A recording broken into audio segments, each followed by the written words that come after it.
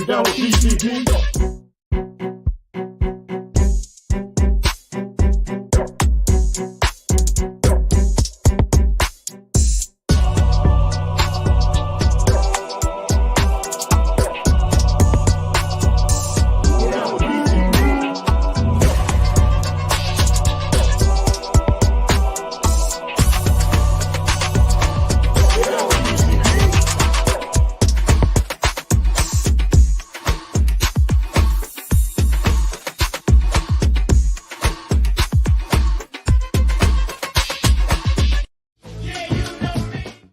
Oh, what was that opener? What just happened there, PJ? Man, that was something different. That was a little bit different. That's just a little bit different. But Hopefully are you down with BCP? Are you down with BCP? You know me. Yeah, you know me. If only I could dance to that music again. Oh, no. My main goal is to get that damn soundtrack to OPP so I can use it and make a legitimate, awesome opener with You Down with BCP instead of OPP. That's my goal for this show now. I'm going to make it happen. I promise you. We got to block that because we don't need to see that dancing. Oh, yes. Everyone is missing the dancing, aren't you guys? You guys are missing that fantastic flow that I had in my No. rhythm. No. You don't have no flow. You don't have no flow. Opinions are like assholes, PJ. Everyone's got one. Let's welcome the chat, man. Let's go ahead and welcome the chat. Who we got here today? We have in the chat Leo Factor 1.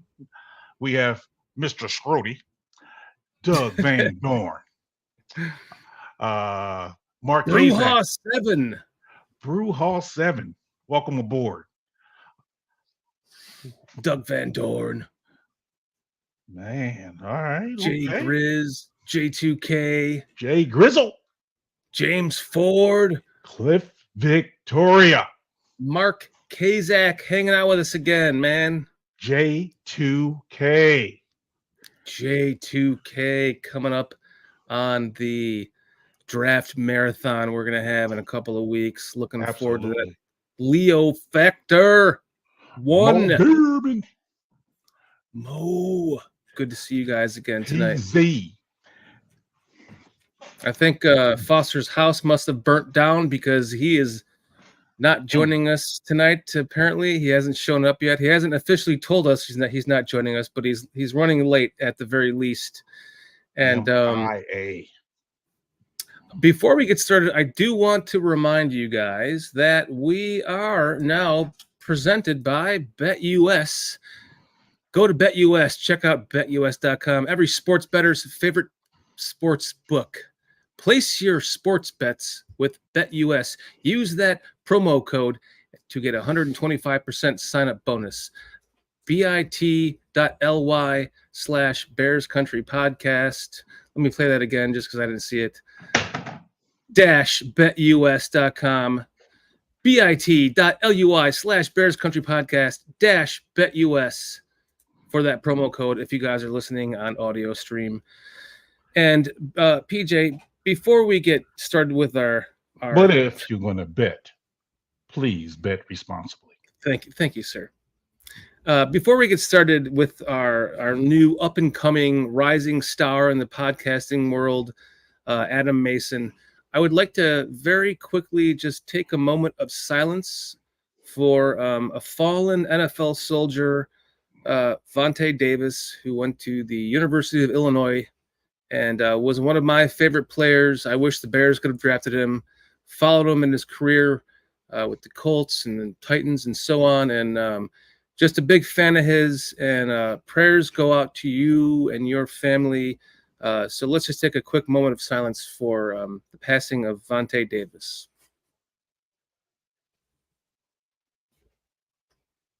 Thank you, guys. So that gave me chills. That's sad, man. That's very sad. 35 years old. Very young. But yes, I don't want to harp on that. I want to get into the meat and bones of the show. Yes. We're going to have some fun tonight. we have an up-and-coming rising I star want some who's potatoes too, though. What's that? I want some meat and potatoes, not meat and bones. I want some meat and potatoes. I just had meat and potatoes tonight with some cabbage. But How you about said cabbage? meat and bones, though. Do you like cabbage though? I hate cabbage. You would hate cabbage. Did I tell you about the story about me and cabbage over there in Korea? No. Over there in Korea, they got a food called kimchi. It's like cabbage. Oh Yeah. Hated it. That's all I got to say. Okay. Short story. Well, I love cabbage. I don't know why, but maybe it's my pale extra pale skin from like northern Europe. I'm not sure if I'm proud of it or not. Wait a minute. Aldo Gandia with a $3 soup. What's up, Aldi Gandio?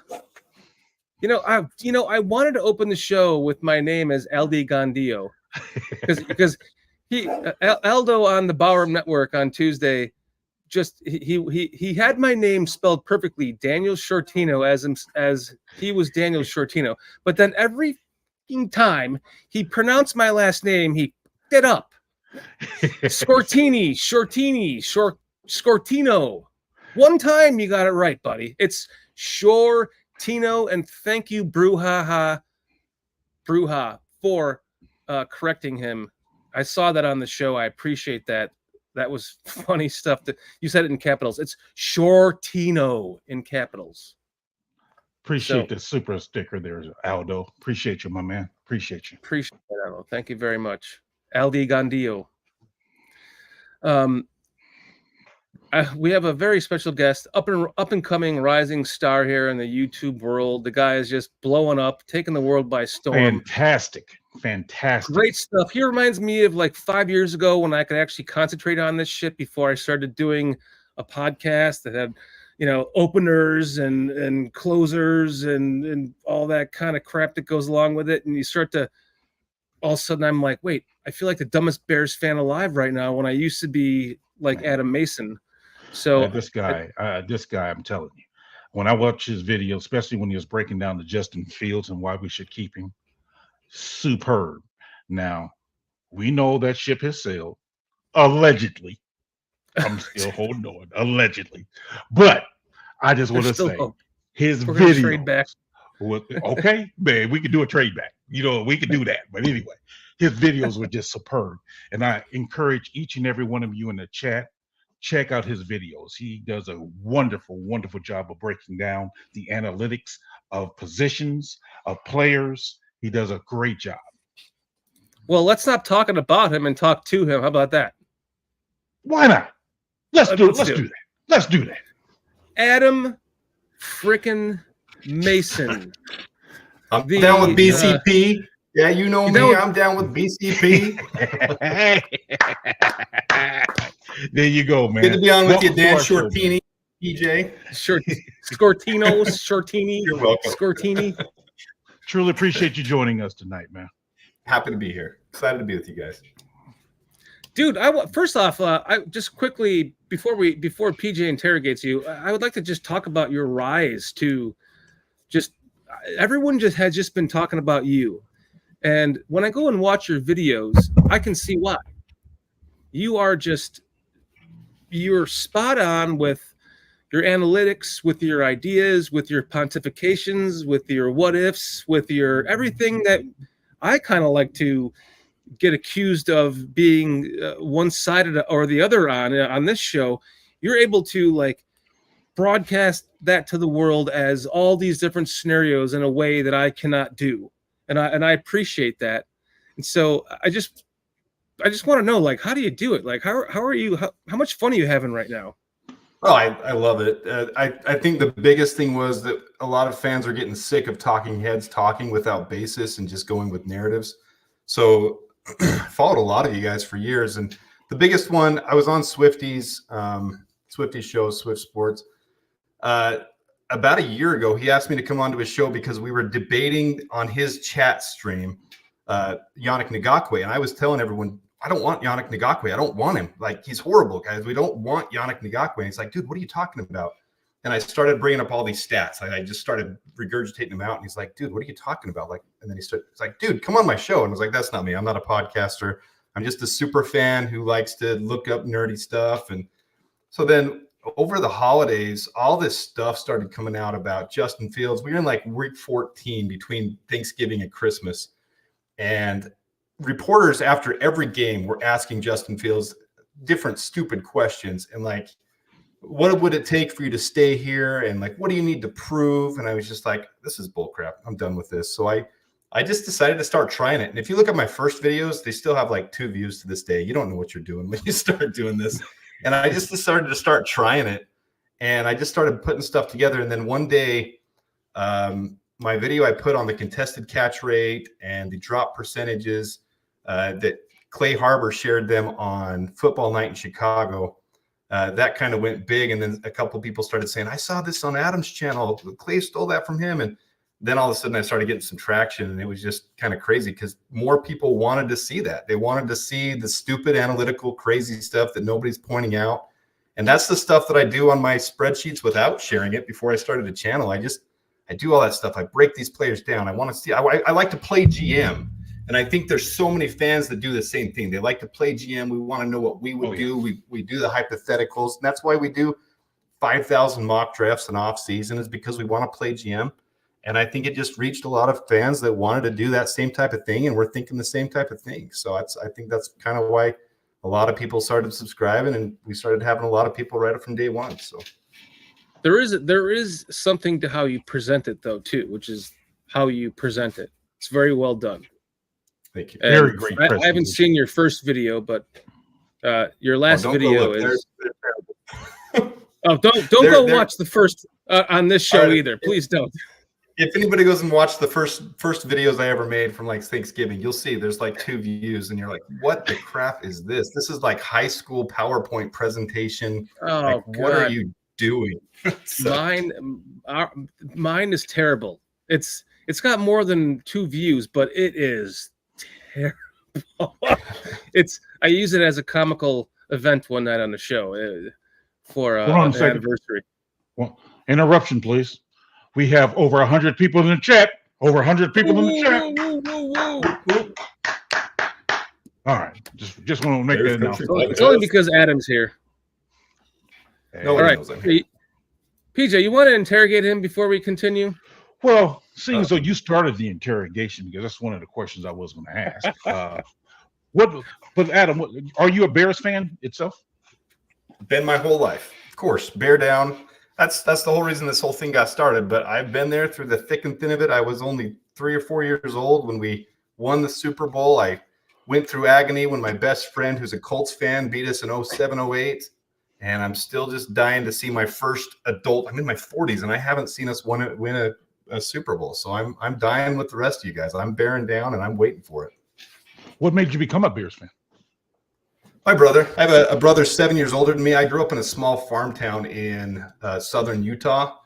And back in that time, it's changed. Television, everything obviously has changed. But back then, you either got WGN or TBS where I grew up. Those were the 2 national broadcasts. So where I grew up, it was either you were a Bears fan or a Cubs fan. So we became Cubs fans. And then my brother naturally was a Bears fan because he was a Cubs fan. And then he just got me into it. I thank my brother for everything. He took me to my first game in Wrigley Field. He flew me out to Chicago for my first game in Soldier Field. We just barely flew down to Arlington together and went to the Cubs season opener. We're diehards together. He runs a farm machinery business there where I grew up. I moved away. I live in Vegas now, and we're still diehards, and we just love to talk Chicago sports and go to games. And so we've just been diehard fans together forever. So what was your first Bears game that you actually attended? That would have been I was in my 30s, 2012. So right now I was 29. 2012, yeah. 2012, we went to see the Packers. We wanted to see the Bears beat the Packers. We ended up losing, of course. This little mug is actually from that. I love. So that game was like 20 degrees, and there was some snow in it, and we had no idea what we were getting into with a December game in Soldier Field, and we ended up buying like 7 of those souvenir mugs each and keeping them because they had the hot chocolate in them. That's all we could do to stay warm was just drink those all throughout the game. So, terrible game, but it was fun to be there. Now, do you have any Bear jerseys? Yeah, I've had several throughout the years. Right now, I'm hanging on to my number 1, hoping that Romo Dunze gets drafted so I can just take the stitching off the back and change it to an Odunze jersey. So I've still got the number 1. That's my orange one. That was my favorite jersey. I have a DJ Moore jersey, and I have a Darnell Wright jersey as well. Darnell Wright has my number from high school, so 58 was my number. So I also have the Darnell Wright jersey. But I want to get a sweat jersey next. Who was your very first jersey? Very first jersey was the vintage Walter Payton jersey. Still have that one, but I don't wear it very often at all. When I was actually a big fan, probably Brandon Marshall was the one that I wore for the longest period of time. I wore that one to one of my favorite games I've ever been to. I went to the very first game in Levi Stadium when the Bears played the Niners back in, I'm going to say 14 or 15. Don't quote me on the year. But that's the game where Brandon Marshall had 3 touchdowns. We were down 17, and we came back to win. And Brandon Marshall had 3 touchdowns. That was one of my funnest games. But I probably wore that one the longest, the Brandon Marshall jersey. But my first jersey was Walter Payton. Have you grown up in Illinois? No, I've never lived in. I've lived in southern Utah and Las Vegas. That's it. I lived in Edmonton, Canada for a couple of years too, but that's it. Yeah, those are the only 3 places I've lived. That is so awesome. Ain't it though? Bears Country podcast. Bears Country. You'd be surprised the presence that the Bears have across everywhere, and even in Vegas. It's not Raider Nation as much as people think. There's a lot of different fans in Vegas. Vegas is a melting pot. Yeah. Even on this show, we made friends with Chris Watts and Jason UK Bears from over in UK, and we started a GoFundMe to bring Chris Watts here to see his first Bears game, and he actually got back-to-back Vikings and Raiders. And spent a week with myself and my family, and went to both games and had a great time. This is kind of why I keep saying that the reason why RG3 and Deion Sanders have come out and said, don't go to the Bears, is because everyone knows in the NFL, including them, that once the Bears have that quarterback, it's going to. They are going to take over. As a fan base, we are going to take over the freaking world even more than we have. There's going to be 50 Bears fans in every bar across from Japan to Anarchy. Antarctica. Is that what you're saying? Yeah, from Antarctica to Japan to all the way back to Illinois. Bears fans everywhere. So I think that. Nobody wants that to happen. The Cowboys will become irrelevant. The Niners will become irrelevant. The Chiefs will become irrelevant. No, they will become irrelevant, though. They are already. Our number 1 goal should be to make the Packers irrelevant. It's ridiculous that their fan base is so big. Let's just knock them into smithereens and just make them nothing. Well, they need that. The only way to keep Green Bay going is to, if they have a Hall of Fame quarterback every year, and the league can push that, it's gonna make everyone want to live in the middle of nowhere in a small town with houses everywhere around the stadium. I seem to remember ice fishing and shit during the winter. I seem to remember Adam making a video showing how Jordan Love is not a Hall of Fame type quarterback yet. Oh. See? Yeah. Yes. I hope you're right. There's some. See, I get bashed for some of my takes, guys, but they're all with basis. Jordan Love and CJ Stroud are being overhyped after 1 season. They haven't proven anything yet. They're on amazing teams, and they played well. They played well enough to take those teams to the playoffs, but both of them have some of the worst advanced metrics, worst adjusted completion percentage, worst poor pass rating. I mean, worse than Justin Fields. And Justin Fields was a mid quarterback. As much as I loved him, he hadn't ascended to top tier quarterback yet. And those guys performed worse than him, but they were on much better teams. And that was the basis of that video. Was it's not an individual position game. You can't do it with just a quarterback. It's a team game. And those two guys alone showed that the team is responsible for success, not just the quarterback. So, with that being said, if you have that presentation available there, Shorty, we can bring that up for Adam can elaborate on the weapons we have here as far as our receivers and tight ends go. Oh, we're in much better position than we were last year. I sent you another one if you want to pull that up, Shorty, on the email. Yeah, let me find that one. It's got Gerald Everett and Cole Kmet on it because obviously Everett is a huge upgrade as well this year. Over Tunyon. Over Tunyon, yeah. Not over Kmet's still here, so not an upgrade over Kmet, but an upgrade over Tunyon. And I'm still not opposed to us re-signing Mercedes Lewis because Mercedes Lewis isn't going to do anything as far as a receiving threat, but he's a solid blocker and he's a solid big dog. He's a solid big dog for us to have on the team as a tight end 3. Yeah, we all remember that famous Tunyon drop at that critical moment in that Browns game. Oh shit! Yeah. I'll never forget it. That was bad. I'm trying to download this one. Let's see. 175 people in the chat. Again, we want to say thank you for joining you us. You guys are what makes this go around. I'll tell you that much. You guys are awesome. Appreciate you guys. Let me try to download that again. Well, let's just start with. I want to start with DJ Moore here. You see that DJ Moore drop percentage 2%. You want to expound upon that, Adam? Yeah, I think your elite wide receivers in the NFL have low drop rates. When I'm analyzing my guys coming out of college, so when I'm talking about on some of my videos right now, the guys that I want to see us draft, it's the guys with high contested catch rates and low drop rates. Those two things almost always translate to success in the NFL. Then when they can do it even better at the NFL level, DJ Moore at 2% drop rate. Cole Kmet's another one with even better drop rate than DJ Moore. I don't have it off the top of my head because you're pulling it up, but I think it's like 1.4% drop rate for Cole Kmet, which is ridiculously low. Those numbers translate to that far not right number being even higher, passer rating when targeted. That's the guys you see with success. And we've got right now on the team 2 top 10 wide receivers in the league, 2 of the best.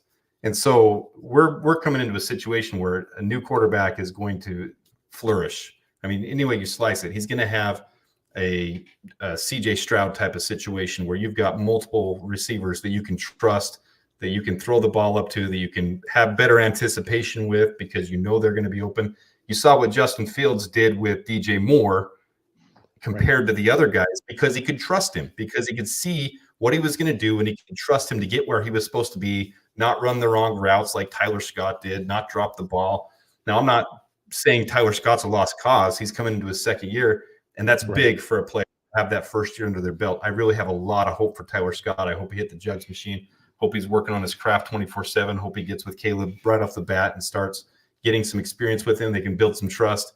But yeah, right there, 1.4% with Cole Kmet. And then look at Gerald Everett, 3.8% too. I don't like Gerald Everett's contested catch rate as much, and you can see that's why his pass rating's down a little bit.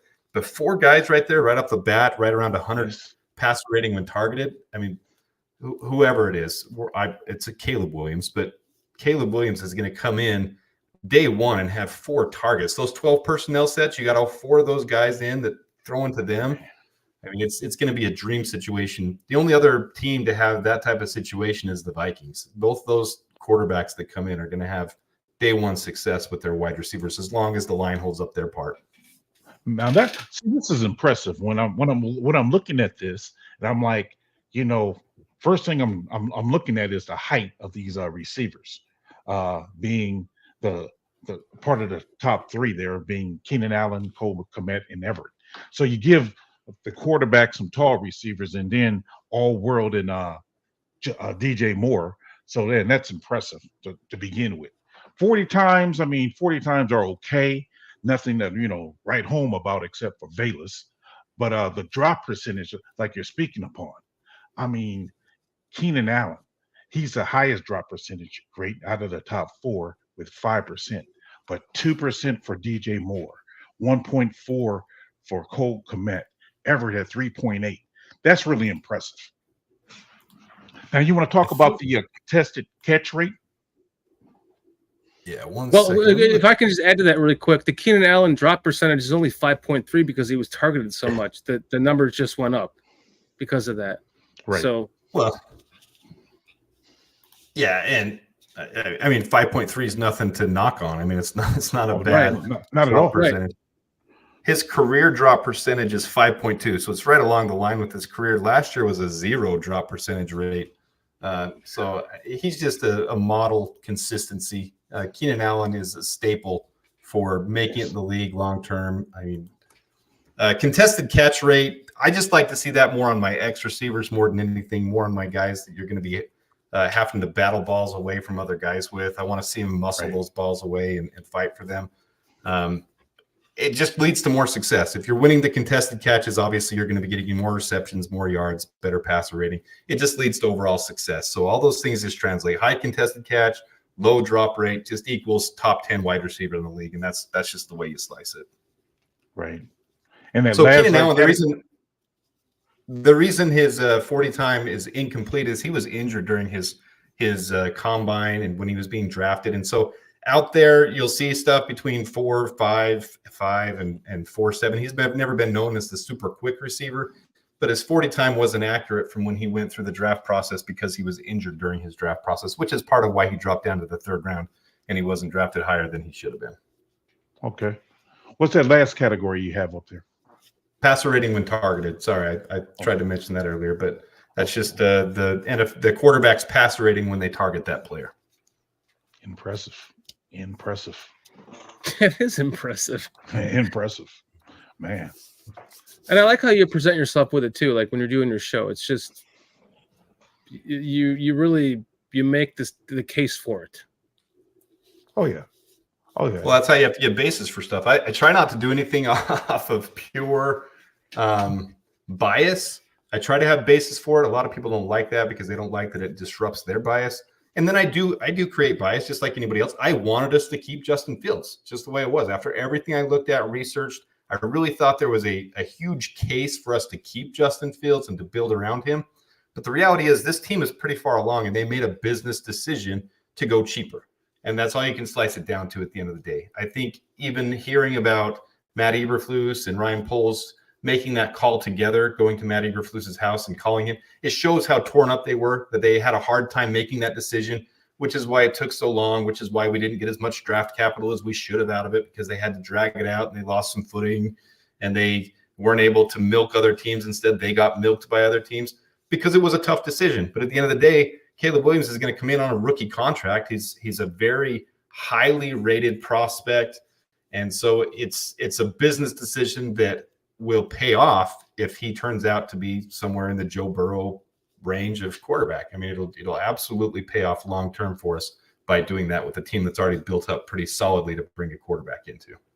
Very true. My problem is, Adam, I have Bears QB PTSD. I cannot commit myself to the fact that this is going to happen. I just cannot do it. My entire life, all I've ever wanted as a kid and a young adult and a guy, I'm turning 50 on this Christmas. So up until this point, all I've ever wanted was the number 1 pick with the quarterback, whoever everyone has been talking about for 2 or 3 years, the Andrew Lucks, the Trevor Lawrences, the Peyton Mannings, those are the guys that if you get the Carson Wentzes that follow they're the best quarterback in that draft. Those are the guys that never turned me on. It was the guys that were always the unconsensus. I know Peyton Manning, you can argue with Ryan Leaf, but it worked out. I had Peyton over Ryan Leaf myself, but if you take that into account, the number 1 pick quarterbacks who have been scouted and been teams would lose games for to get that first pick in the draft for, that's this quarterback. And that was an Andrew Luck, and that was a Peyton Manning, and that was a John Elway. So fast forwarding to now, in my Bears QB PTSD, I cannot believe it. Everyone's talking about it like it's a done deal, guys. And for me, until he's walking into Halas Hall with his gear, and if he had a 2 beers hanging out in a 6-pack and he was drinking one, that would be even better to me, right? Because then we would know. Then I would know he's the guy.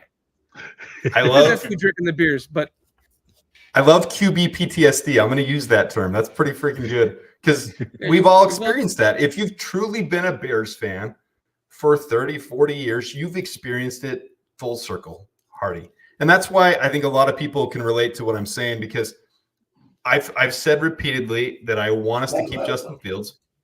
And now that we are where we are, I'm the first one to say, look, I'm not a Caleb Williams fanboy day one. I'm realistic about where we are with it.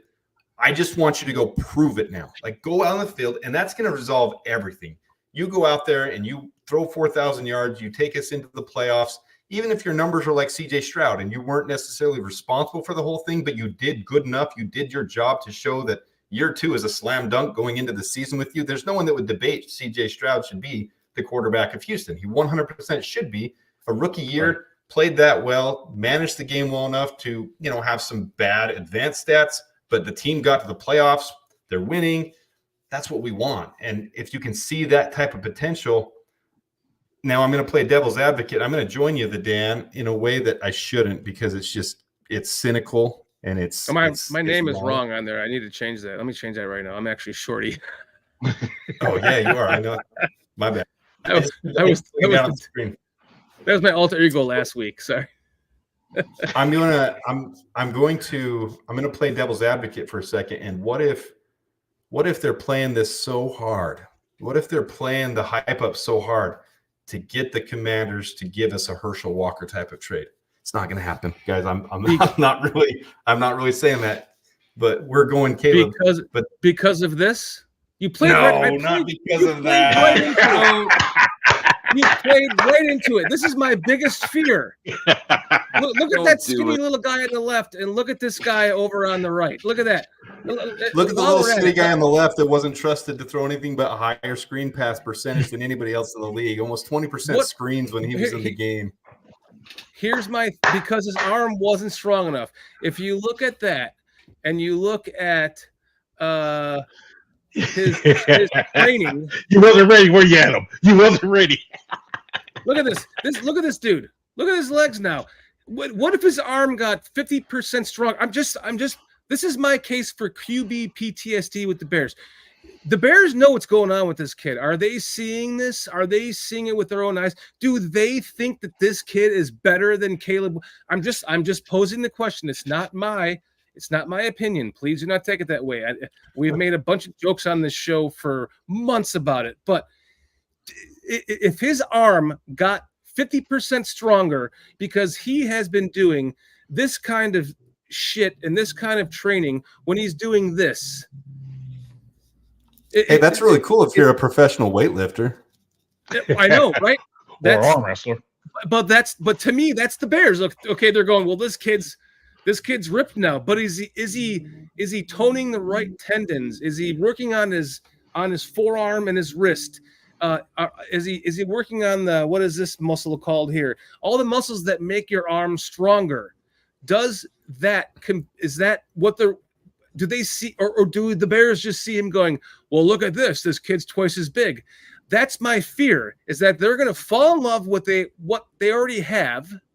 And they're going to trade the first pick for a shitload of other picks. And unless they get it correct, and this is the dude, this is the next Tom Brady, which is what I'm like not so sure that the Bears don't believe makes me worried that they are not going to take Caleb Williams until the day he walks into Halas Hall with a fucking bag in his hand. I'm not going to believe it.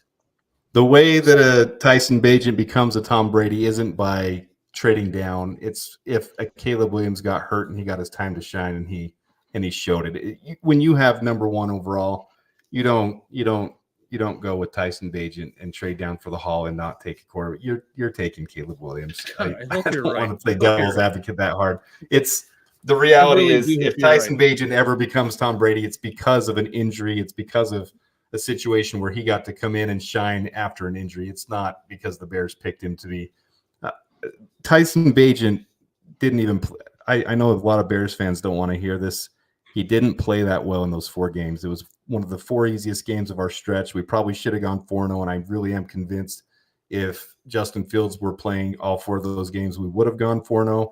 His one amazing catch was to Cole Kmet, and that was more Cole Kmet than it was Tyson Bagent's throw. Tyson Bagent was being sacked, and he had to throw 20% screens.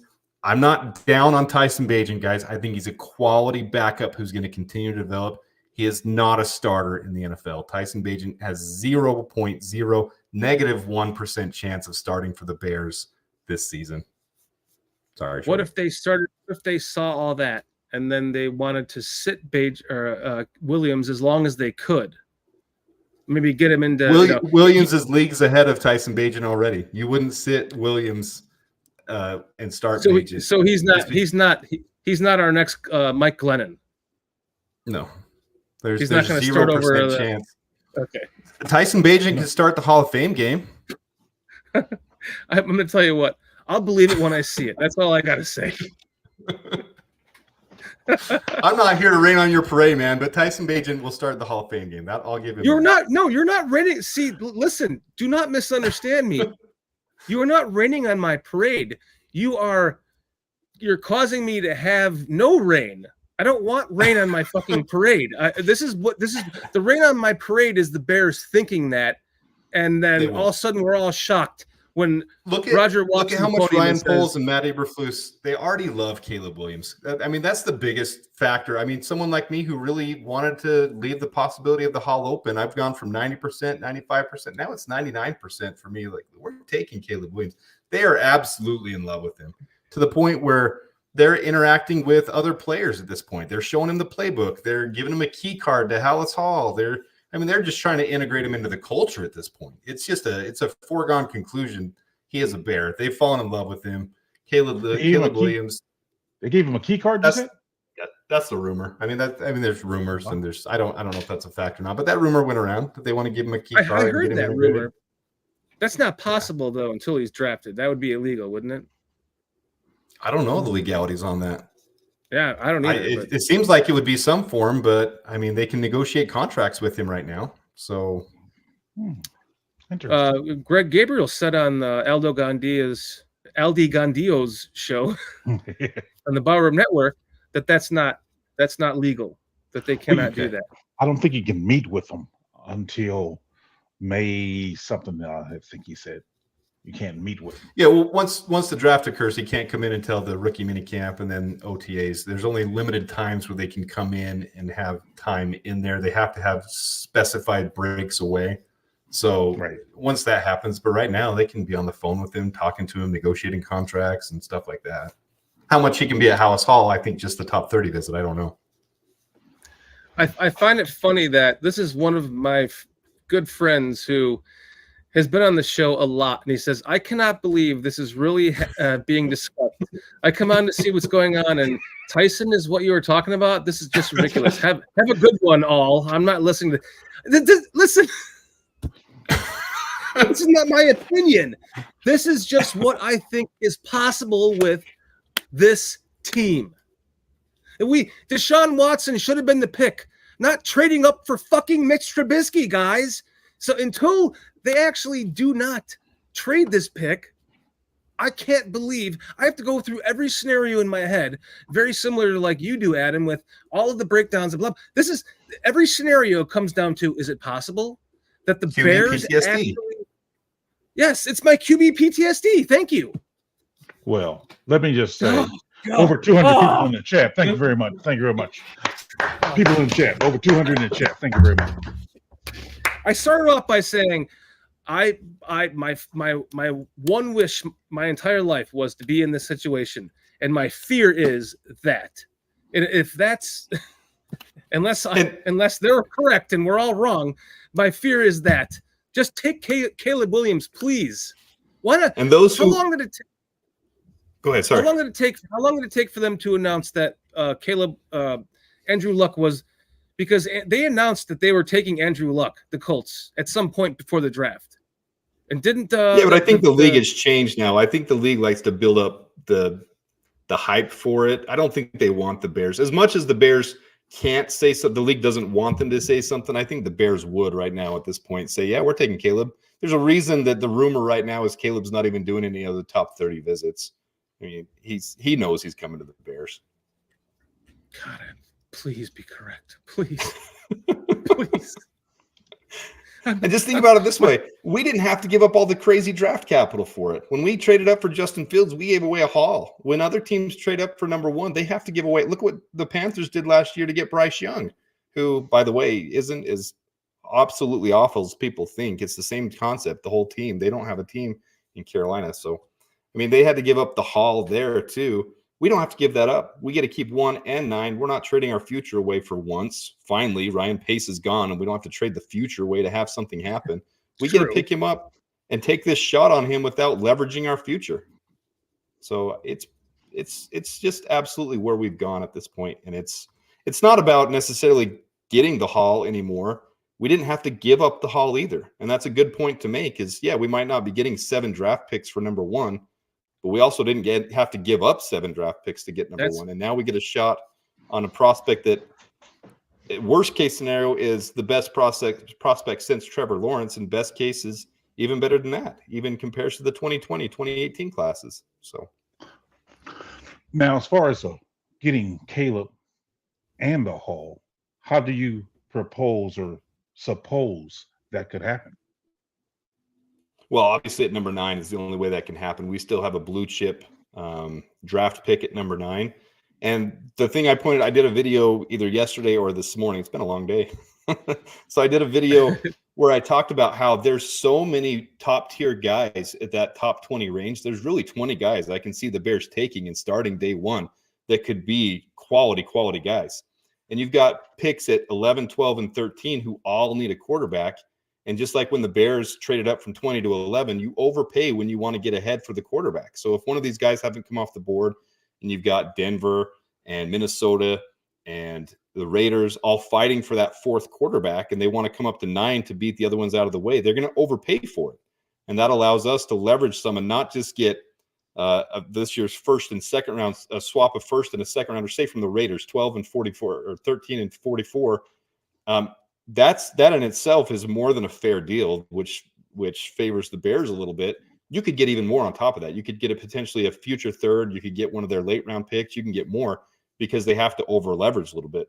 Then if you decide you want to trade down again, you can get even more Hall. Say trading down to 19 with the Rams who want a cornerback, and those cornerbacks are going to start coming off the board right then. Quinyon Mitchell, if they want to beat the Colts who need a cornerback at 15 and they trade up to 13 to get him, they can pay a fair price, which would still give us a first and a second rounder this year. We could come away with this with 2 second rounders, a future pick, a third rounder. I mean, we could still get a Hall. They're going to have to look at their big board and decide how much are we willing to trade back. Are we willing to overlook Dallas Turner, Jared Verse, Oli Fashanu, Felice Fawaga, Brian Thomas Jr. Can we overlook all those guys and pick up Chop Robinson instead, who on my board, Chop Robinson's actually number 2 for all the defensive ends. So it's going to come down to what the Bears say. What is our best players available? What can we sacrifice and still pick up the Hall? But it's very clear the Bears are looking at picking up a second-round pick with the players they're bringing in. They're bringing in Zach Frazier. They're bringing in Tyler Guyton, already came in today. Xavier Worthy. None of those would be picked with number 9. Those are in no man's land between 9 and 75 and really high-end second-round picks. So I think the Bears are absolutely targeting a second-round pick. It's just nobody knows how they're going to acquire that capital to do it. Now, guys in the chat, go ahead and start getting your questions. I already started a few. We're going to start it. I have more questions, but I'm going to forego my questions. And Adam, we're down a Foster tonight, so Sammo is going to be joining us from. I think he's doing stuff with Swifty now. But do you know Sammo?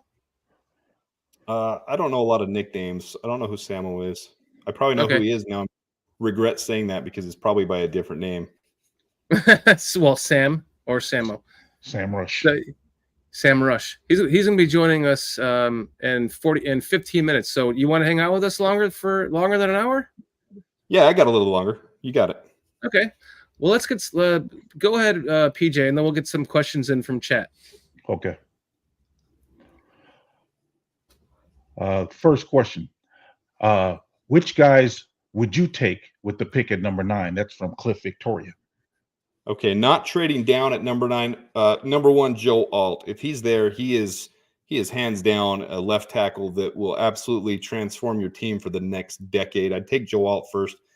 If Rome Odunze is there at 9, I take him. I'm not worried about getting a second rounder anymore. His contested catch rate is the highest in the last 5 years, other than Justin Jefferson and Jalen Waddle. There's no one higher. 75% contested catch rate, doesn't drop the ball. Yeah, he's not the quickest. He's not the biggest separating, but he will muscle the ball away, and he's a true X receiver. So I like Rome Odunze. I'm not taking any of the defensive ends at 9. That's just how I personally feel about it, because I think we're strong enough to go into the year and get a defensive end later in the draft. But a lot of people don't feel that same way. But that's the only tackle and the only wide receiver. Neighbors, I would take at 9. He had he had a top 30 day with the Bears as well today. A lot of people haven't heard that yet, but Neighbors, I would take at 9. Marvin Harrison Jr. won't be there at 9. So that's pretty much it for me. Other than that, I'm trading back a little bit. I might even take Brian Thomas Jr. at 9. A lot of people knock that take a little bit, but I think he's that high quality of a separating X receiver as well. That would be a situation like last year where a lot of people said Darnell Wright we could trade back and get him. If Ryan Poles loves someone, he's going to take him at 9 and not trade back. He won't risk it. That is true. Where do you think Adonai Mitchell falls? Me personally, he's my wide receiver 5. I like him, but I wouldn't take him till the end of the first round. I don't think he has that much of a separation in his game, not as far as him separating on the field, but from the rest of the guys in there that he's worth a high first-round pick. I would definitely trade back and take him still. If we could trade back into the 20s and take Adonai Mitchell, I would do that. Doug Van Dorn, he has a question for you. He says, I think it's possible Poles won't trade down at all. I'll give 80-20% that he drafts 4 guys. Where are you on that? I think you pretty much answered that, though. So yeah, I think that's 100% possible, but I just don't think that's Poles' MO. Absolutely possible, especially if Rome Odunze ends up at 9 and we take 9 at 75. I don't think he wants to trade back from 75 because that's really the line of where you're going to see the most elite talent. At that point, you're banking on trading back from 122, and it's very consensus in this draft that after the 4th round, there's a huge drop-off where 5th, 6th, 7th rounders are more like undrafted free agents of other years. So I can 100% agree with that take. If one of our guys is there at 9 and we take 9, I wouldn't think we'd trade out of 75. We're going to use that capital where it's at. The only other way we'd get more capital is if we trade future draft capital and then finding a team willing to do that. That's the other hard part. So, yeah, we could very easily just be taking these 4 guys straight up right where they are in this draft, 100%. I can see that 100% happening. Raging Oracle, do you know how many guys have second-round picks and multiple second-round picks? I know Washington has 2. I know that off the top of my head. Right off the bat is the big one. I know Carolina does too. Let me look. I had that up on I have the draft capital up on my board. I know Carolina does because of the trade they made. They have 33 and 39. Washington has 36 and 40. Houston has 42 and 59. Green Bay has 2. Green Bay has 41 and 58. I'm sure we're missing someone. New York Giants did, but then they traded for Brian Burns. They lost that one. That's how Carolina got theirs. So those 4 right now. Yeah, I even put out there on Twitter, like, would anybody be shocked? And I don't think it'll happen. But if the Bears traded 9 down to like Arizona, who loves to trade on draft day, they make some big trades. If Arizona traded 27 and 35 for our 9, would we be willing to do it? Because that's pretty much straight across trade value identical. 27 and 35 for number 9. That's a hard thing to do though, because you're dropping out of that range where I said those top 20 guys are really day one starters, but getting two two guys that are really high value. Say you get Chop Robinson and Zach Frazier. I don't know. That's a tough take. It just depends on who's there at 9. But I don't think we would do that. I don't think we'd trade back that far. Yeah, I think a lot of people would be disappointed there. J2K says your haul. What about the haul at 9? Yeah, And we your kind of hit that version one of what already. the haul is. Yeah, if I'm we sorry? hit that already. If we traded down from like 9 to 13, and let's say from the Raiders got 13, and let's look at what it would be 44, 13 and 44 plus a let's say their 4th rounder, 112. That in itself is a pretty good haul, but a real haul would be then if we traded down with Las Vegas to like Los Angeles Raiders, or I'm sorry, Rams, and got the Rams 19 and 83. Then we just converted 1 pick into 4 additional picks, so 5 picks total. To me, that would still be a haul. I mean, we're not talking number 1 draft pick type haul. When you're trading the number 1 pick, that's a true haul. But if we got 5 picks out of 1 pick, that's still a pretty big haul. All of them in the top 3 rounds except 1, so all 5 of those picks in the top 4 rounds. 2 second rounders, a first exchange, and then a 3rd and a 4th rounder. That would be pretty haul to me. It just comes down to what the Bears are willing to give up, dropping down to 19. If they love Brian Thomas, Chop Robinson, even Tali Fuaga, some of these guys load the board and they say we could take any one of those guys. I think they fall in love with people when they put these draft boards together, and they're going to like someone right in that 9 range. What about the fact that they're dividing up into teams to on the Bears, it's the scouting staff to look over certain positions and come together who they all want. That's interesting. Yeah, the pods. It's. I wish I could be a fly on the wall for that, because I've done my own little debates on it. I actually did a video. I called it the pods episode, where I kind of debated different things on them. I would love to be in there and listen to what they do, because that's the same thing I try to do. Is I try to sit there and analyze what would I take here, why would I take this, what would I do, and there's real legitimate reasons for each of them. We don't have a swing tackle now. And having a starter come in to learn with Braxton Jones and Darnell Wright and be able to have a solid, legit swing tackle, huge. Our defensive end depth is super weak. Montez Sweat and DeMarcus Walker play really well together, quality starter level together. But after that, we have nothing. I mean, we really don't have anything. And if one of them gets hurt, we're screwed at defensive end. So I totally understand the defensive end, but the wide receiver, we have a 1-year rental with Keenan Allen for now. We don't know if he's going to sign an extension. And Ryan Poles said they wouldn't do that anytime soon. They would have to get into the season. And then we have DJ Moore on 2 years. He wants to retire here, but we don't have anybody else. And we don't have a true X receiver. Every one of those has a good reason to take them at those positions. But who knows, man? Who knows? I'd love to be a fly on the wall for that. Jeremy Munoz poses the question, what about trading up for Marvin Harrison Jr.? Good question. I wanted to ask that myself. Man, if there's a scenario for it to happen, the problem is trading up into that range, trading up into 3 from is going to cost you a haul. It's you, and we don't have a second rounder this year. So is someone going to agree to that? We have 10 picks next year, but are you really willing to leverage our future when Ryan Poles already talked about next year being a very solid draft class? Not necessarily at quarterback, but at all the other positions, especially defensive end, when we need defensive end. And we can get a solid. I mean, we have 2 second rounders this year, and there's second rounders, defensive ends that are like wide receiver class this year. There's going to be some solid wide receivers taken in the second year of this draft. Next year, the same thing for defensive ends. So you're really willing to leverage that when you can get at least Rome Odunze or Brian Thomas Jr., who might not be Marvin Harrison Jr., but are still high quality X receivers in this league. Are you really willing to give up all that capital to trade up for Marvin Harrison Jr.? I love Marvin Harrison Jr. I've pounded that table on my channel. I'm not willing to do it. I'm not willing to leverage the future when we're going so well in the rebuild. I love the idea of having Marvin Harrison Jr. I don't like the idea of what it would take to trade up and get him. I don't see the Bears doing that. I just can't. If they do, I'll actually be pretty upset. Yeah, I am a fan of Marvin Harrison Jr. myself. My biggest issue was I wanted him more so than I wanted any quarterback in this draft. So that was the thing I had to weigh. I'm like, give me a quarterback or give me Marvin Harrison Jr. I'll take Marvin Harrison Jr. But given that we no longer have a quarterback right now, except for Tyson Bagent, I guess we have to go with a quarterback. It is our clear pressing need at this point. It absolutely has to be addressed first.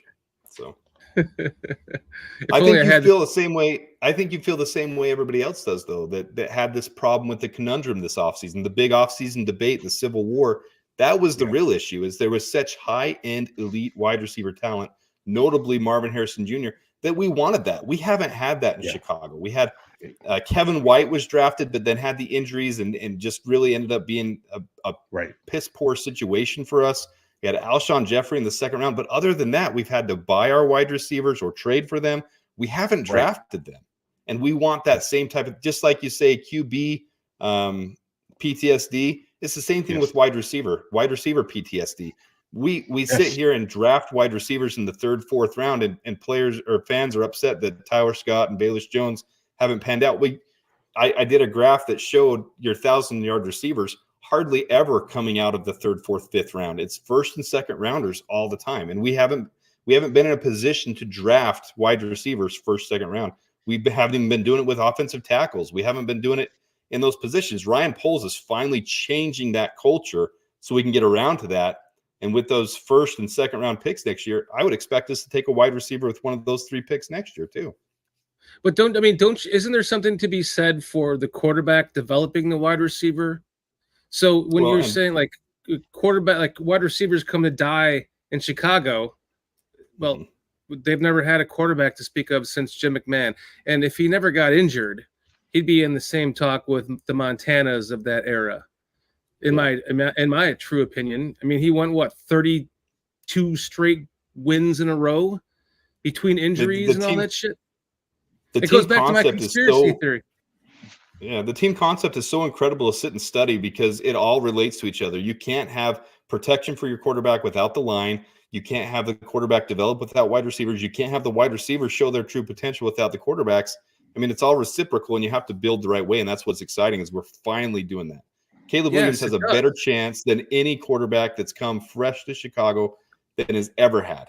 If J.J. McCarthy came, if Michael Penix came, I think they would have a better shot than any other quarterback, better shot than Justin Fields had because of the way we're built up now. So it's a great situation for him to show off. We got Sammo waiting in the background, but before we get to Sammo, I want to have the question for Steve Grunwald. He says, does the draft, in your opinion, begins at pick number 4? No, I love this question. I absolutely love it.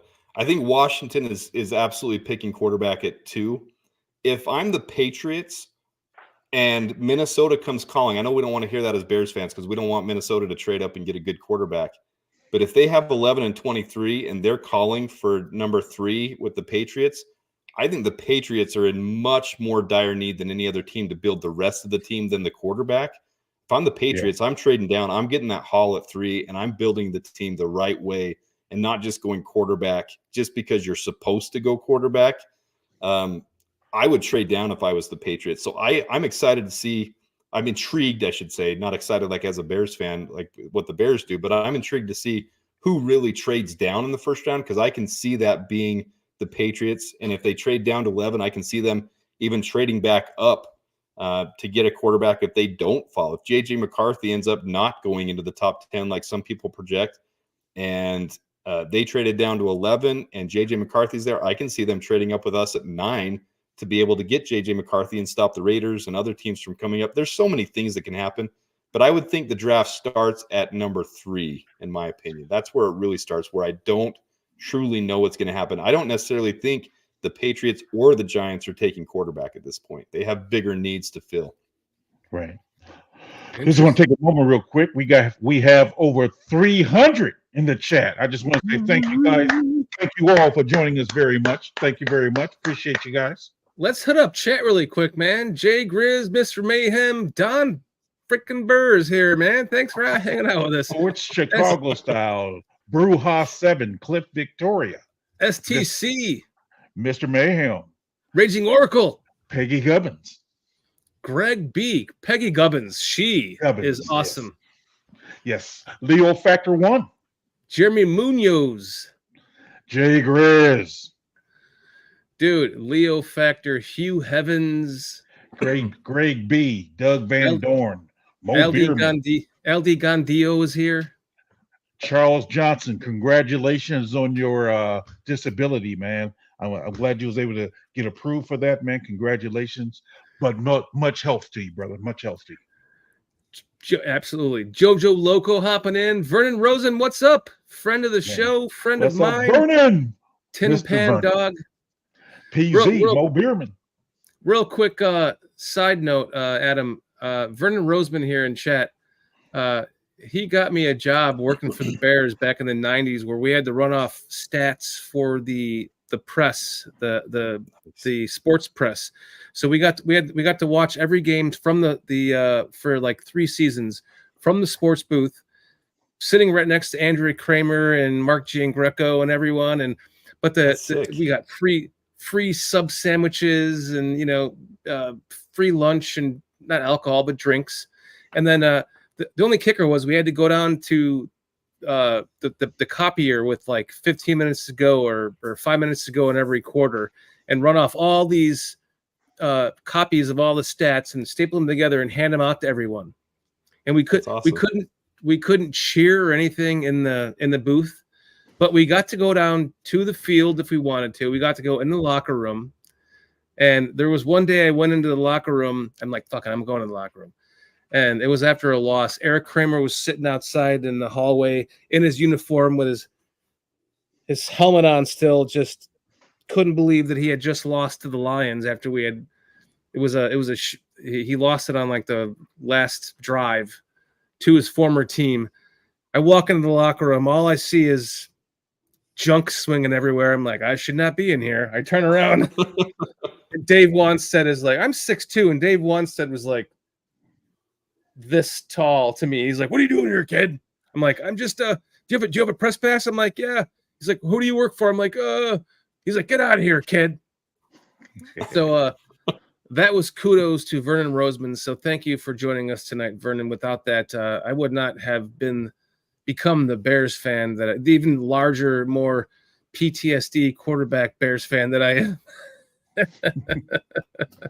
I like that story. That's cool. Aldo was asking how stoned I was when I was working stats for the Bears. No, I wasn't stoned. I was stoned before and after, but not during. Dang.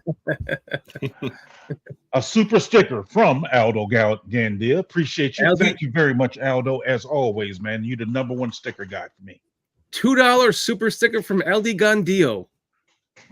All right. Without further ado, we got Sammo in the background. We're gonna go ahead and bring Sammo on. Sammo, what's going on, bro? Fellas, hey, can you guys hear me? Can you guys hear me? Hey, Adam. Nice to meet you, Adam. Haven't met you. Big fan of yours, man. We haven't met, but I've seen who you are. Absolutely. I'm a fan of yours too, Sammo. Yes. No worries, man. Yeah, you do your thing, man. You do your thing. I love it. I love how you break everything down from a stats perspective, man. It all makes sense and it's all logical. I'm with you, man. I'm rocking and rolling with you, man. Keep doing what you're doing. Like, I love it. Like I said. Thank you. Wait, hey, shout out to everyone in the chat. Shout out to you, Shorty. Shout out to you, PJ, my guys. What's happening, man? Wait, how you guys Sammo, doing, man? It is fantastic to have you back on here again, man. Absolutely. You are part of the OG BCP, my brother. Absolutely. For sure. I tell everyone you gave that BCP gave me my voice.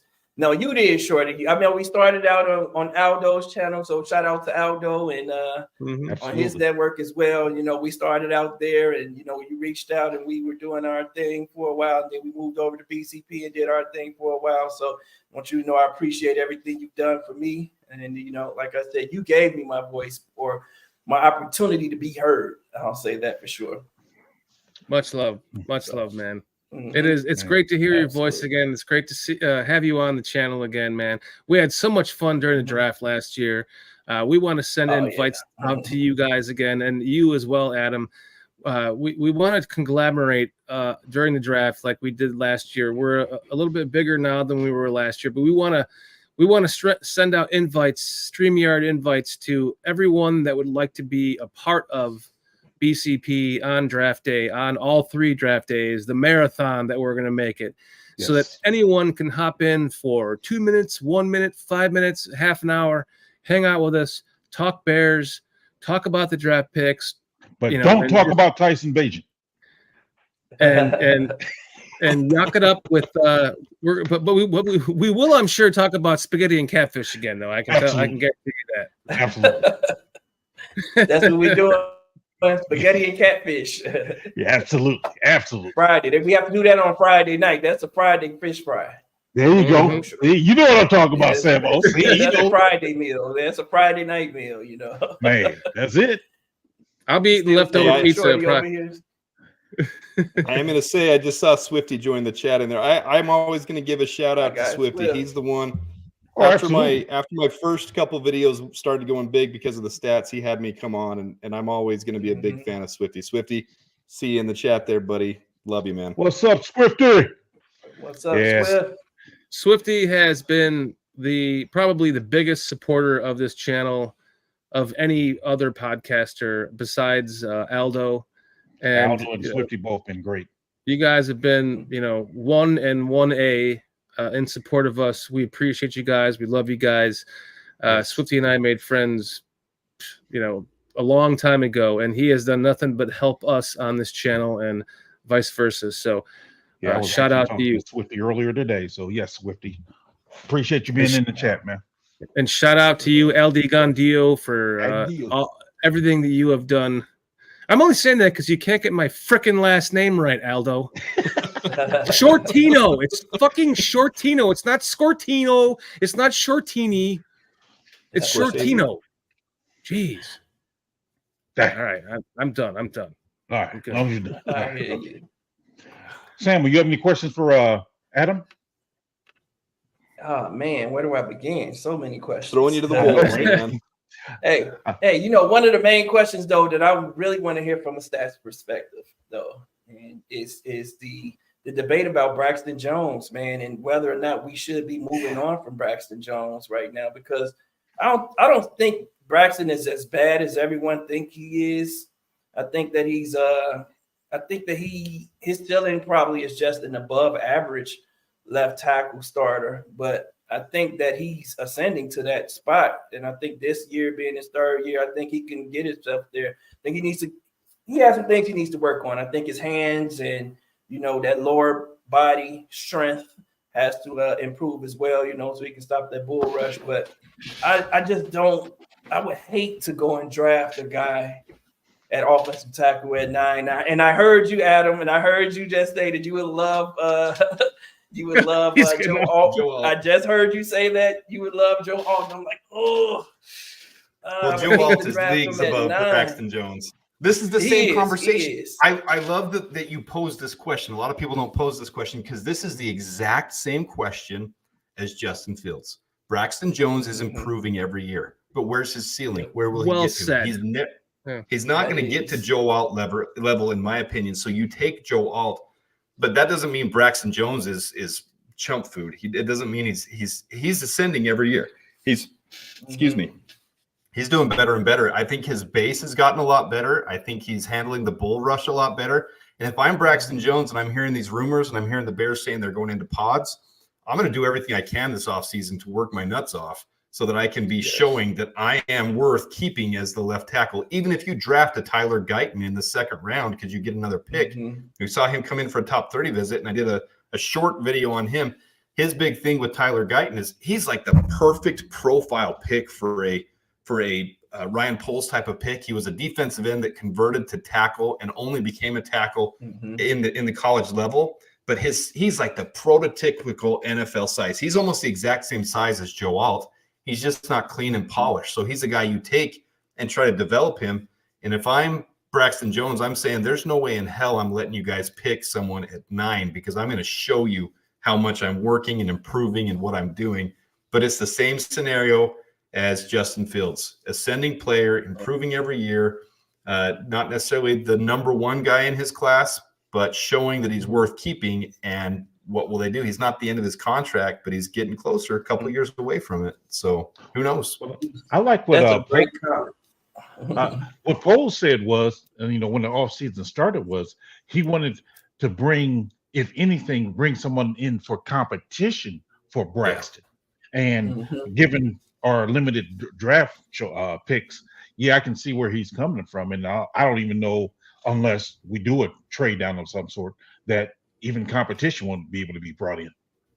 Well, this is what I've been saying, but this is why I think number 75 is for that tackle. He also said at the combine that it's a deep offensive tackle class, and you see Kieran Abajabi, the Yale tackle, is already scheduled for a top 30. I really think 75 is where we're targeting a tackle to come in, but at that point, there's not a ton of them at 75 that are, Javon Foster. I like Walter Rouse, but that's more of a fourth rounder. Who are we going to take at 75? I don't know. Maybe that's a position where we do trade back a little bit, take one of those guys, unless Kieran's there, which I don't think he will be. He'll go somewhere in the 50s or 60s. But I think you're spot on. I think it's more of, this is a defensive end wide receiver conversation at 9, unless Joe Alt is there. That's one of those players where he would be top 3 in any other draft, and you don't pass up on him just because of how special it would be to get Joe Alt at 9, which it's not going to happen. So this is really, it's a, right. A well, Leo Factor tends to disagree. He says that let's get on him too much because he doesn't use his hands enough. I think Alt is more raw than people talk him out to be. I don't know Leo Factor, but dude, Leo Factor, I wish I could pull up my page on Joe Alt right now. He's the only, he had a sack hit hurry rate. That's a stat that I created. I didn't make it up. I just use it. He allows a sack hit or hurry once every 75 snaps. That's just unheard of. 0 sacks this year allowed, 5 total pressures allowed in 360 something snaps. He doesn't allow anybody to get to the quarterback. His run blocking grade, his pass blocking grade, both in the high 80s and 90s. Nobody else in this draft class is even close to that. Like, he's literally on his own level. Like, he's elite tackle. Day 1 starter, day 1 Pro Bowler, in my opinion. Which is why right. Go ahead, finish. No, I'm just going to say I agree with the fact that Braxton Jones is just as polarizing a player as Justin Fields was, or it was for us. But Joe Alt, I do have some concerns for him as well. And I was talking to Swifty the other night about this too.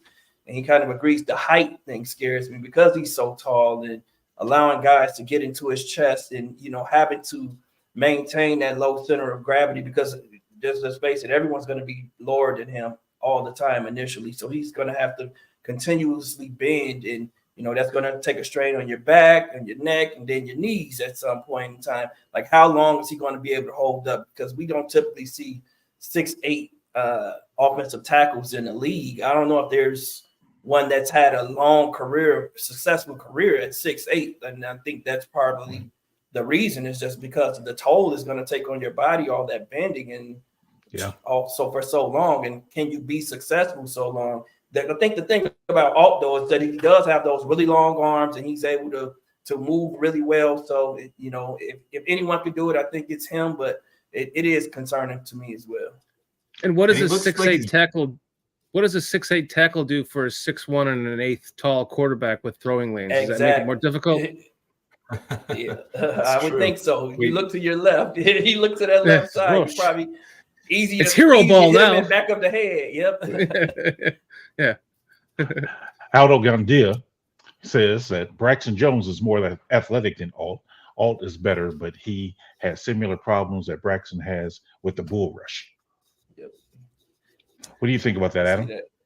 Well, the thing that you have with Braxton is this is the same arguments we had for the whole Justin Fields debate. Braxton Jones has shown he can do it at the NFL level. He's already got the pro experience, and that's what I like about sticking with Braxton at least for another year, another 2 years, seeing if he continues to improve and grow. He's not at the end of his rookie contract yet. He's got 2 years left, and he showed significant improvement on that bull rush. And that is a big factor coming into the NFL, is you're facing the top of the top defensive ends every week. in the college level, defensive ends, you're going to be hit or miss with depending on how hard of a were you in the SEC, were you in the Pac-12, where were you at? And for him to be a known in the NFL yet, we don't know until Joe Alt gets there. We don't know until Fashanu gets there, until Tyler Guyton, whoever it is. We don't know how they're going to be. So I that's where I like the idea of Ryan Poles saying we're going to bring somebody in to compete with Braxton, because we need a swing tackle. We don't have one. Larry Borum was absolutely one of the worst in the entire NFL. So we have to replace him. So to bring someone in to compete with Braxton is the idea that I love, which is why I see that being more at pick 75, is because then you're taking that guesswork out of it. You have Braxton, who's not elite level, but he's starter quality. I mean, he is a starter NFL tackle. Is he a guy that you expect to take you to the Super Bowl? Not necessarily, but he's improving every year, so he can get there, in my opinion. He can still improve. It's not like he doesn't have the tools to do it. And if the big knock on him was that he came from SUU, a small school, but his numbers there were just as elite as all these other guys. If you look at his actual numbers from college, he was putting up those numbers. It was just against competition that didn't give him credibility. And so now he's showing it in the NFL, which shows that it was a steal in the 5th round. Ryan Poles was a genius. Absolutely. Doug Van Dorn states, my best situation drafting a tackle would be if we could draft Alt, move Jones to left guard, and move Tevin to right guard, make Davis our right guard number 2, which is damn, Dad Doug Van Dorn with your enticing thoughts. I don't like this thought at all, actually. No offense, Doug Van Dorn, but the conversation you guys just had about height with Caleb Williams, the middle of your line, your center. There's a reason centers are usually between 6 foot and 6'2", 6'3". They're not your 6'6", 6'7" guys. And the same with guards. The middle of your line is where you need it to be a little bit shorter, but be able to have that base and to be stout and be the Bulldogs, pancakes. So I don't really like moving Braxton Jones in. He's not a short stack either. I mean, right. I like the idea. And Tevin didn't necessarily. Tevin has injury history, but let's see if he can stay healthy. And Davis just had a fluke of a bad year last year with the things that went down, losing his mom, that whole situation, didn't get into the flow. There's a lot to be said about continuity. Having this team be day in and day out the same starting 5 would do wonders for a quarterback. And I think Nate Davis, Tevin Jenkins, everybody would have had better years. Even Lucas Patrick or Cody Whitehair would have had better years if it was consistent week in, week out with the same 5 guys on the line. True. And the other thing, Adam, real quick, is the issue with the tackles being left out on the island a lot under Luke Getsy. It seems like we didn't chip a lot. We didn't help those guys out a lot. So I think that this year, I think with a new offensive coordinator, a guy who's going to recognize the deficiencies of some of these guys, know when he has to chip to buy himself a few more seconds, or throw a tight end on the side of a guy. And so even putting Trent Taylor to do some of that chip work, can you believe when we saw that happen in the game? Putting Trent Taylor there to do that was bizarre to me. What Getsy was. I mean, we can trash talk Getsy. That was criminal. Yeah, that was criminal. I mean, so I think 12 personnel sets will. That's because. Yeah, we're gonna be better with Getsy gone. Period. Period. Yeah, we do have a super chat. I'm sorry. Oh, sorry, my man. Go ahead, Victor Perez, $10. Thank you, Victor. Thank you. In debating whether to draft a wide receiver high, your thoughts of Smith Njigba's insinuation that Shane Waldron didn't really use 11-player set as much as other teams in 2023 used 3 wide receiver set only 60% of the time. Only. Okay. So I've got a beef. I've got a beef with Jackson Smith and Njigba on this one, just because it rubs me wrong when players don't have the year that they wanted to have, when they had a high drop rate, when their contested catch rate, which we were talking about, is super low. Excuse me. And they start making excuses that it was the offensive coordinator, it wasn't the right scheme sets. He's there with the team. He didn't capitalize on the opportunities he had. Now, Jackson Smith and Njigba had started having a better year at the end of the year. But to sit there and come up with that after your offensive coordinator has left the team and make excuses, I'm not. If we pick Rome Odunze, you're not going to see Rome Odunze with that same excuse. We're going to have 3 wide receivers. 2 tight ends that are studs. We're going to run 11 and 12 personnel sets, and they're all going to be successful. I can see every one of them, Keenan Allen and DJ Moore still having 1,000 yards. Rome Odunze as a rookie, 700 to 800 yards. Cole Kmet, Gerald Everett, 400 to 500 yards each. You're going to see everyone sharing the success. He's just making excuses, in my opinion. I think Jackson Smith-Njigba is making excuses because he didn't have his career start off the way he wanted to, so he's blaming other people. But that's just me calling him out and, and thinking he's an idiot for those comments. What do you think? There's also the issue with weren't they having offensive line troubles as well? So I think he, out of necessity, had to go to more 2 tight end and 3 tight end sets, and get a little bit more creative to protect those guys on the edges, the tackles, and help them Sammo, out we need more. We need to talk more often, Sammo. I like the way you're thinking and coming up. Yeah. The Seahawks were one of the few teams that had worse pass blocking efficiency than the Bears. They were down there struggling. They did not have a good situation with their line last year. Mm-hmm. So Absolutely. that's a smart guy. I think the coach Waldron was just really smart and really creative, and knowing that he'd have to use those tight ends, and Jackson Smith-Njigba was going to be dropping balls anyway, so it didn't matter. Nailed it. I mean, Smith-Njigba we all wanted him for Justin Fields, right? Like he was Justin Fields' wide receiver, right? We did. Yeah. There's a lot to be said about that. Well said. Another thing I wanted to ask. All right, so unless you guys have another question. Oh, go ahead. Go ahead. I'm going to take a pee really quick. I'll be right back. All right. This is so it's been bothering me. You guys all know all the new scenario. The Bears breaking off the staff into debate whether to draft an offensive tackle or D-end or wide receiver, and it's just been tearing me up every night. And so every night I'm looking at my phone, I'm messing around with mock drafts and stuff, and I sit there at 9, and sometimes it even times out on me because I'm just sitting there and it's just tearing at me. It's like my heart starts aching. I'm like, hold on, let me hurry up.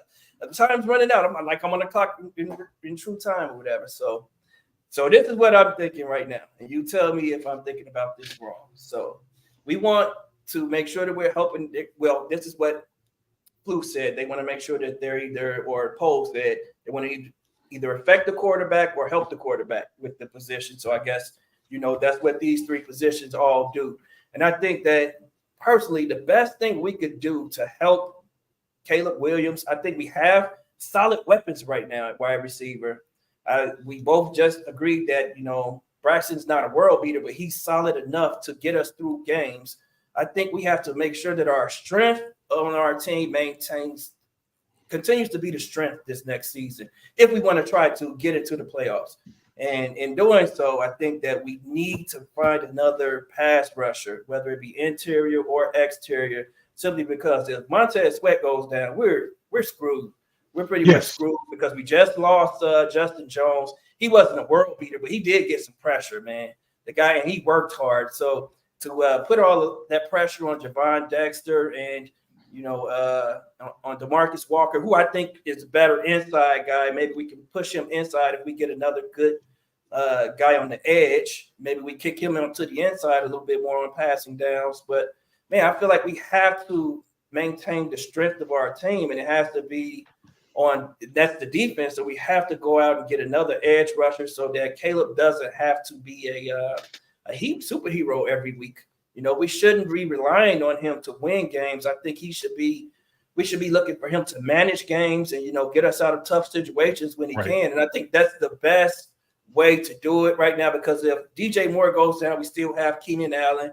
If Allen goes down, we still have DJ Moore for a while. Plus we have the 2 big guys at tight end, and we're going to draft another wide receiver for sure. This is a deep class, so we're going to get someone, but maybe not at 9. And I think the drop off at edge rusher from 9 to 75 is just it goes down after that, unless you can get your hands on Adisa Isaac, which I don't think he'll drop that far. So that's just where I am with it. What do you guys think? Dude, Sammo, you just hit so many meat and potatoes in one little statement. One paragraph that you just got out there, that was meat and potatoes, man. Or was it We're meat in the and same bones? meat and bones. Meat and potatoes. You nailed it, because This is why a lot of people wanted the Hall. This is why we wanted to trade down in the Hall, because we're deficient in both of those areas. We have no wide receivers past number 2 right now. We do not have anybody that's quality or proven at this point. Some of those guys could step up. Tyler Scott could have a better year, but that's a hypothetical. Right now, he hasn't shown that. So we don't have anybody after 2. And then on top of that, it's a 1-year contract and a 2-year contract for those guys. So if you don't bring someone in to develop, we're screwed next year. We're in trouble. No one developed that relationship with Caleb. You're going into year 2 with more struggles than you had year 1. But on the other end, defensive end, after the first 2, now the whole DeMarcus Walker thing, I've broken him down like crazy. And a lot of people don't realize he actually had better pass rushing grades than Sweat did since Sweat came over. Now that's a clear attribute to Sweat. It's Sweat's causing him to do that. But he had a 90 PFF grade on his pass rushing after Sweat came over, which is ridiculous. So he put up elite numbers with Sweat. Problem is, like you said, if Sweat goes down, we're screwed, because DeMarcus Walker without Sweat was not even starter quality. He was very low-end starter without Sweat there. Sweat is truly a game changer. He's a factor for the Bears. We cannot lose him or we're screwed. So that brings into play, we do have to take a defensive end. But where is that line? And that's where I like the idea of trading back to be able to get both of those needs filled in the first 2 rounds. And I think we could do that and still get Chop Robinson. Chop Robinson is actually one of my favorite players this year that's way overlooked. And if other teams are the thing is, not all teams see it the way our analysts and our big boards show it. They might have Chop Robinson at 12. We don't know where they have their big boards. The Bears might have him at 9. We don't know. But if we can get a trade back and get Chop Robinson and pick up a second rounder and get Xavier Legette. I love Xavier Legette. If we could have Xavier Legette come in as our wide receiver 3 and get Chop Robinson, I'm all on board with that. But we are, and that's why I think we have all these top 30s scheduled with guys that would fall into the second round with Zach Frazier and Xavier Worthy and Tyler Guyton even. Like, I think we really are planning something like that, but it's whether or not one of those guys fall to 9 that shouldn't, like Romo Dunze. I don't see him falling to 9. Like, most places have him projected to go to 9. I think the Giants are definitely taking a wide receiver. The Cardinals are taking wide receiver. Probably the Chargers. I mean, that right there in the top 6. Chargers have wide to. receivers gone. Yeah, the Chargers have to. They have to. Wait, do the Chargers need a tackle? Well, they gave away all their receivers. They need a receiver. Yeah. But do they need a tackle? Tennessee's going to take a tackle, probably. Tennessee will. Yeah. Is it's going to be interesting to see how it for... unfolds, because we need both of those positions, like you're saying, Sammo. That's why I would love to be a fly on the wall in that room. I would love to see what they're debating, because both of those make too much sense that we have to get both of those. We're just not deep at either one. We're not a deep team. We're not a playoff run team at this point, and I want to see what Poles is gonna pull off, because I'd love to end up with Chop Robinson and Xavier Legette. That would be fun to me. Chop Robinson would be a dream. I would love to be a fly on the room in Jim Harbaugh's coaching room. Yeah. Because he can easily Arizona just decide to trade Herbert to the Vikings or something and get their 2 first-round picks plus more picks. JJ. Yeah. Take JJ. Yep. I mean, that could happen. It could. It absolutely could. Yeah, save a lot of money that way, too. I would hate for that to happen, because I don't want to see Justin Herbert in this division. I mean, given their cap situation, I can see the Chargers doing that. Yeah, absolutely. So could I. The Jim Harbaugh, he likes to come in and shake shit up. Mm-hmm. I could see that happening easily. He's like, he could go, what can I get for Herbert? Okay. And I can get JJ. He talked about JJ gloatingly, like just as much as he actually compared. He actually said he was a better prospect, or just is an equal prospect to Andrew Luck coming out of college. He said that with his own mouth. Wow, I didn't know he said that. That's crazy. Yeah, he said he's a better prospect than Caleb. Yeah, he's very. And no, how not much Caleb. of that is gloating his own? Jordan. Both, Andrew Luck. Yeah, I know. I'm just saying, in this class too, he said he's clearly the number 1 quarterback. He's said that. He said he's a better prospect than Caleb too in this class. So yeah, he's high on him, but he was also his coach. So I mean, what do you expect at the same time? How much of that is real? Would he really, if he had the number 1 pick, would he really take JJ over Caleb? He probably would actually, but I don't know. It'd be interesting to see what would happen there. He might trade back to Tua, and take him, maybe. But yeah, that would be interesting, man. I would hate to see Justin Herbert in this division, but so I'm hoping that the Chargers organization is in love with that kid and telling him no, you can't get rid of him, because that is something that Harbaugh would probably do. You're right, Shorty. You think about what he did in San Francisco when he had an ascending player in Alex Smith, and he went and picked up Colin Kaepernick, and then they go ahead and trade Alex Smith over to Kansas City, and he turns, and no one knew about Colin Kaepernick, really. I didn't know about Colin Kaepernick, and I didn't think that he was going to be a guy, and these guys are in the Super Bowl in 2 or 3 years. So, and he had some good traits, but he wasn't like Justin Fields was better. That's why I said when they decided to get rid of Getsy, I was like, why not just at the end of the season, I said, why not just go get Harbaugh? I think that he would if he made anything out of Kaepernick, he could make a Hall of Famer out of Justin Fields. I agree. And I couldn't believe I was all in on Harbaugh at the end of the season, and then I was deflated when they fired Getsy. I really think Harbaugh. I think Harbaugh wanted to go to the Chargers for working with their current quarterback.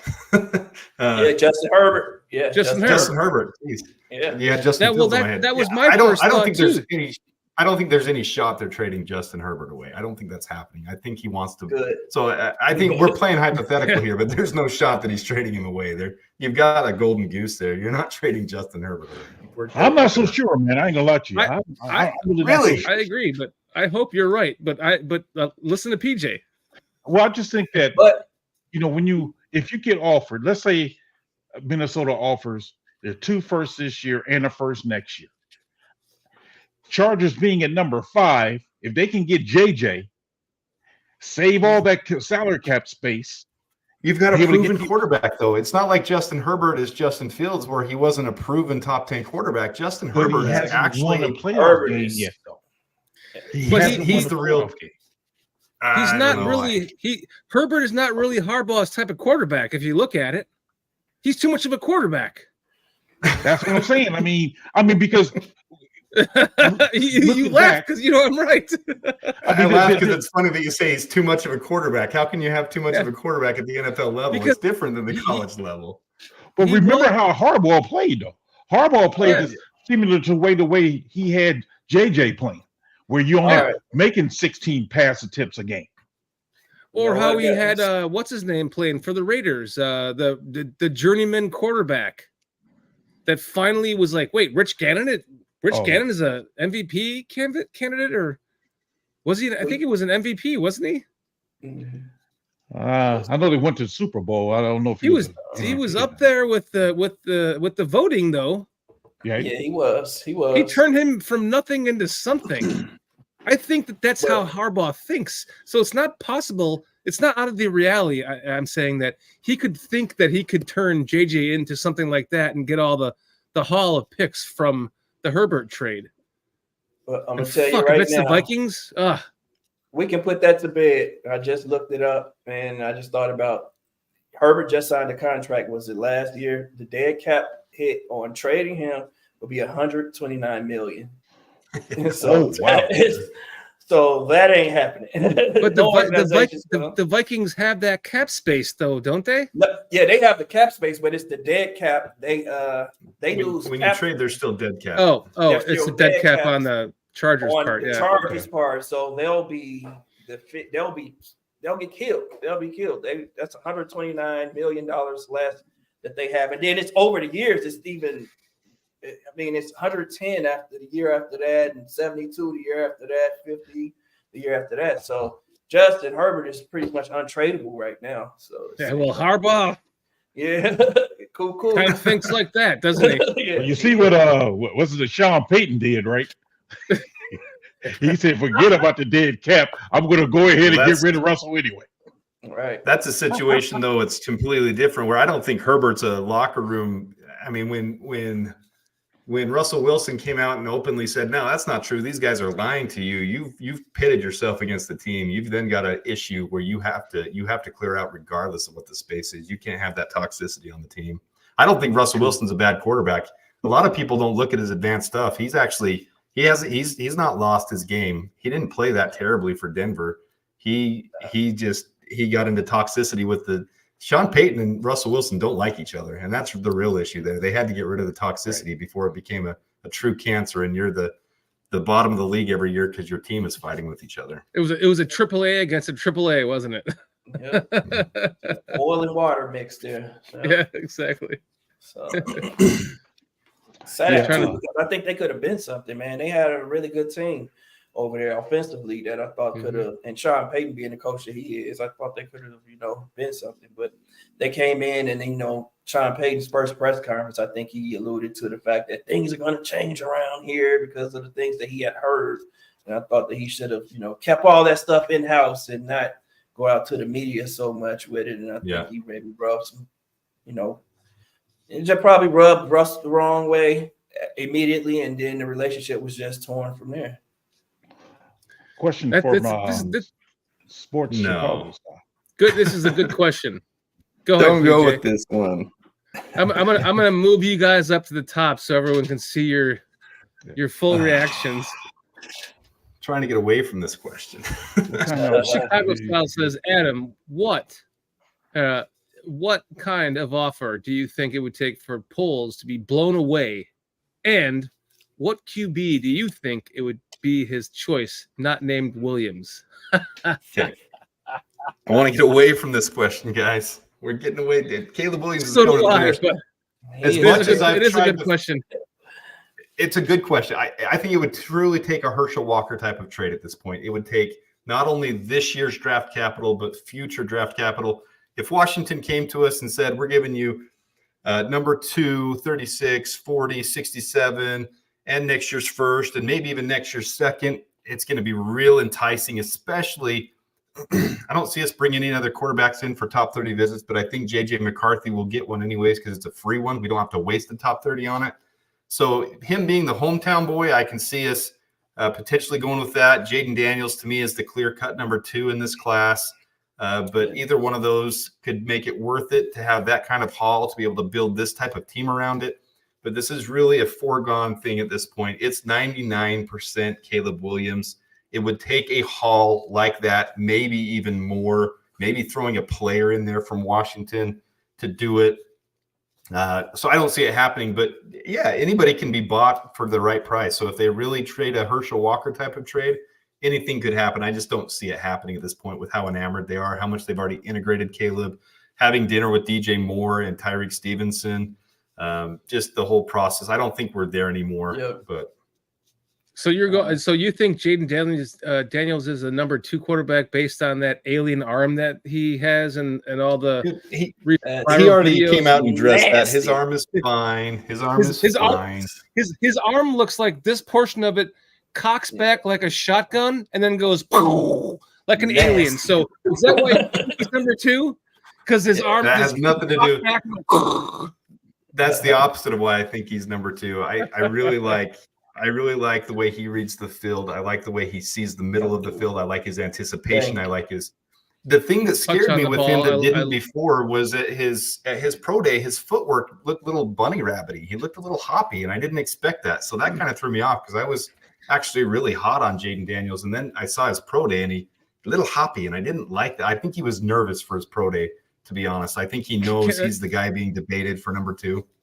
Can I speak on pro days real quick? Just to add this. Yeah, and I'm with you on it. Okay, on pro days. Okay. Name me I haven't seen one before or since, and I'm just an idiot. So if you guys have seen one, please let me know.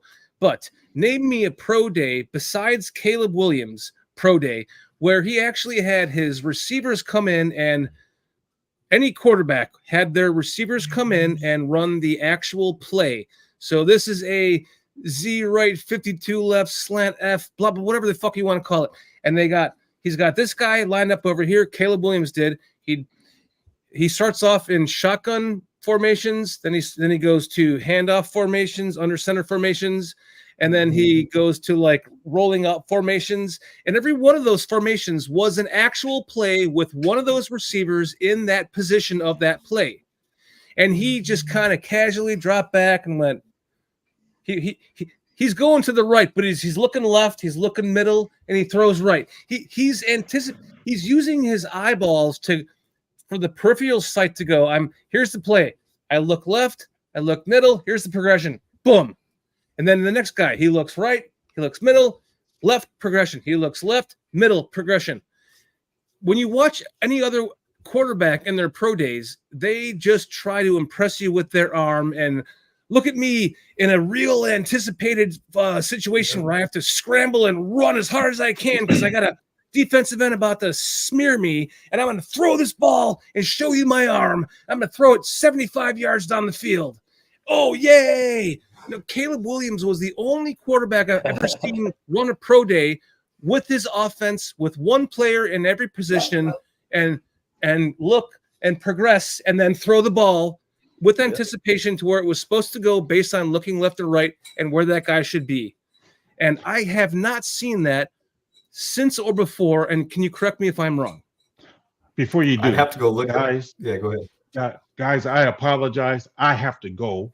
Please keep going. PJ. Yeah, my grandson, he just called me and he got to get picked up. So back in time if you guys still on, I want to try to make it back. But man, thank you guys for joining us. Really, thank you. But I have to go. But Shorty going to keep on going. I'll talk to you guys later. Oh, PJ, All right, we love PJ. you, brother.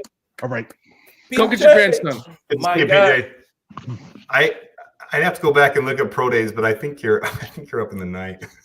I'm not trying to be rude at all, but I think more than anything, it shows the way he was more relaxed on his pro day. I think that shows that the Bears already talked to him significantly, and he already knew he's the number one pick. There was no pressure on him on his pro day. He didn't have to throw the Zach Wilson crazy throws. He didn't have to do the hero ball type of stuff. Because if you look at him in his actual game film, it's not the same type of style he had in his pro day. He played hero ball more. He was more under duress and more pressure. I just think there was no pressure on Caleb Williams at the pro day, which is why he missed a couple throws and it wasn't a big deal. There's only so much you can tape off of pro days. Pro days don't mean everything. I mean, teams have already looked at all the tape. Agreed. That's why I took that from that. I took that from that pro day. That's because there's only so much you can take. I took that from it. Shorty, you're not wrong in that sense, though. I did notice this. Now, this is what I thought. Because I did mention this on our show, MODG podcast, that same day, that, it wasn't an exciting pro day. And I think that was on purpose. Like, he didn't do all the razzle-dazzle stuff. And I thought it was on purpose because of all the talk about him being this off-script guy. Just completely can he play on script? And I think he just wanted to stick to the script and show, I can drop back. This is my footwork, 3-step drop, 4, 5-step, 7-step. Hitting this guy, like you said, it was very kind of robotic and not very exciting at all. But I think we know that he can do those things because that's what everyone loves him for. And I think he just wanted to calm the noise about, but can he play on script and this, that. And I think he also didn't want to take the shine away from his guys, his wide receivers, because he wanted to put on the showcase for those guys. He knows he's going number one, So he didn't want it to be so much about him as he wanted it to be a little bit more about, the wide receivers, the guys who were catching the balls, and Marshawn, what's his name? Lattimore, with the running back there. I can't think of it. Marshawn Lattimore, that guy. It's not Lattimore. Lloyd. Who's Marshawn Lattimore? Lloyd. Who's Marshawn Lattimore? Like, why did I get that? Yeah. But yeah, I did notice that too. So I don't think that you're completely wrong about that. But yeah. I get your point. Like that you make a great point with that because he could have been trying not to show the hero ball stuff that everyone's been, labeling him as. But that made it even more unique for me because it was totally different than any other quarterback I've watched doing a pro day, or the combine is different, but a pro day, you watch Justin Fields, great pro day, but again, trying to make all the throws. You watch Zach Wilson, great pro day, and then he has that rollout and he does that one freaking pass that just is like, I'm gonna take him number 2. Caleb just kind of just ran his offense. But to your point, you make a good point that he's just trying to, if he knows he's being drafted by the Bears, it's just like, look, I can do this. I can do this. I can do this. But to me, it was unique compared to other pro days. Definitely different. It wasn't really much of a showcase. I think that, the pro day is supposed to be like a showcase thing, and I don't feel like he really showcased his talents. I would agree he's with a that. lot more talented than that. Yeah. And to go back to your other point, man, I didn't get a chance to comment on this. So when you were talking about, what would it take? Someone asked the question, what would it take to, move off of Caleb? I'm in full agreement with Adam Mason here. Like, Caleb's the guy. Okay, it's Caleb or nothing. But it would take a Herschel Walker type trade, and the only way a Herschel Walker type trade is even on the table is if we have a Jalen Carter type PR nightmare or something comes out the night before or a few days before, and the Bears just have to trade him, and he just becomes like undraftable. That's the only situation I see that could prevent the Bears from taking Caleb as of this moment right now. And then it'll be crazy if something like that happened too, because they're not really doing all of their due diligence on all the other quarterbacks like they didn't. They're not bringing in Jalen Daniels. They're not bringing in any of the other quarterbacks either for 30 visits, or they really didn't, investigate their pro days like they did Caleb's either. So it's kind of putting all your eggs in one basket, which also kind of tells me that the Bears have done their investigating too, and they feel like he's a great kid and he is who they think he is. So I don't know. So what you're telling me is He is who we thought he was, and we're not letting him off the hook. I have nothing to worry about. I have nothing to worry about with this. Oh, this kid. Is what you're telling me? You can't keep showing this, man. This is insane. So right the Bears are not going to. And this is not my opinion. This is just my fear of what the Bears might be viewing and going, oh, this kid.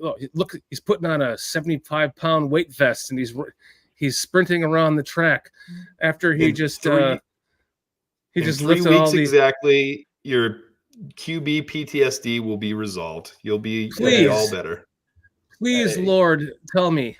As much as I do love this kid, and this is probably one of the biggest prospects that we can ever be excited about for as a Bears fan, undrafted rookie free agent. This guy cannot be. Please, Bears. He's taking off his shirt now. We need the Bears to really not be the Bears and draft Caleb Williams with the number 1 pick. It's just don't fall in love with that, Bears. That's what I'm asking you, please. Just fall in love with. They've already fallen in love with Caleb. You're safe. Caleb, don't worry. They've fallen in love with Caleb. It's done. Yeah, it's over, man. It's over. Like, Caleb's not even taking any more visits, so that lets you know that it's really over. He doesn't even care about other teams, so he's also bought into the Bears. What that says to me. So they're already deep. I'm just trying to. I'm trying to have you guys just help me to get rid of my quarterback PTSD. That's all. That's you guys are helping me. Thank you.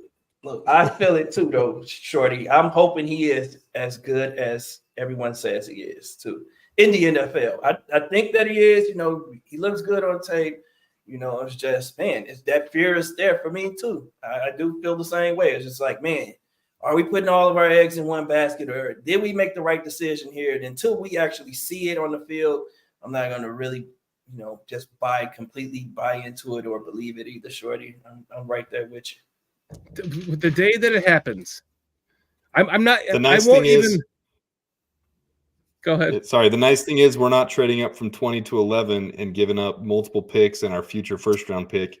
We already got this without having to use that draft capital. So even if Caleb bombs in 2026, we can get Nico Ioseleava. True. That's true. Yes. That's the best part of it. Yes. That's what I've been saying that on this show for a while, is like the Hall is Caleb Williams. What would you have to take to go from 9 to get him? It would take what you're not going to take from. Yeah, if they were sitting here at 9 and wanted to trade Justin and go to number 1 to get Caleb, what would it take? It would take multiple years of picks to make that happen. So we're sitting here. It was gift horsed in the mouth to us by the Panthers. Yep. Just fucking do it, Bears. Don't. I hope we get to a week before the draft, and they finally just announce it so I can stop waking up every morning, shitting my pants, typing in Chicago Bears Caleb Williams just to see if that trade didn't happen yet. And well, once this week it doesn't alone should happen- help. This week alone should help alleviate some fans of that. I've even said it's 99% Caleb, because I mean, taking DJ Moore to dinner when DJ Moore was the one that said, and you say those things during the season because you're supporting your quarterback, but who they got coming out? There's 3 guys. Ain't none of them better than Justin Fields. They ain't better than him. Yep. Well, he said that. Well, now we're taking DJ Moore to dinner and saying, look, this is our QB one. This is our wide receiver one. Let's get these guys acquainted. Let's get them to be best friends now. These guys are both mature, responsible athletes. Let's get them into the same room, building that relationship. That's more than anything, that should show that the Bears are, it's not Tyson Bagent, guys. It's Caleb Williams. I agree. Definitely Tyson agree with Bagent or JJ McCarthy, or there's no quarterback in this draft that I want more than Caleb Williams. It's been a lifelong dream of the first pick in the draft with a quarterback of this stature, magnitude, hype. You know, it's not just the first pick in the draft with frickin' Tim Couch. It's the first pick in the draft with a Luck type player, Andrew Luck type player, although, you know, he did retire too early, which sucks because we all wanted to see what he could do. Yeah. But it's one of those players that has been looked at for years as being that everyone wanted to lose a game or two to get. And I'm excited for that. Every team goes through this, though, guys. A lot of people don't realize that. Every team goes through the quarterback churning, because unless you hit that home run, you're churning your cornerback every 3 to 4 years. So it's rare that we just see it across the field from us at the Packers every year. So it's hard for us to see that not every fan base goes through this. They don't get a Packers situation with 15 years of consistency. And nobody knows if Jordan Love is going to be that yet. He's still got 1 year left on his contract. If he doesn't prove it, they could be recycling again next year.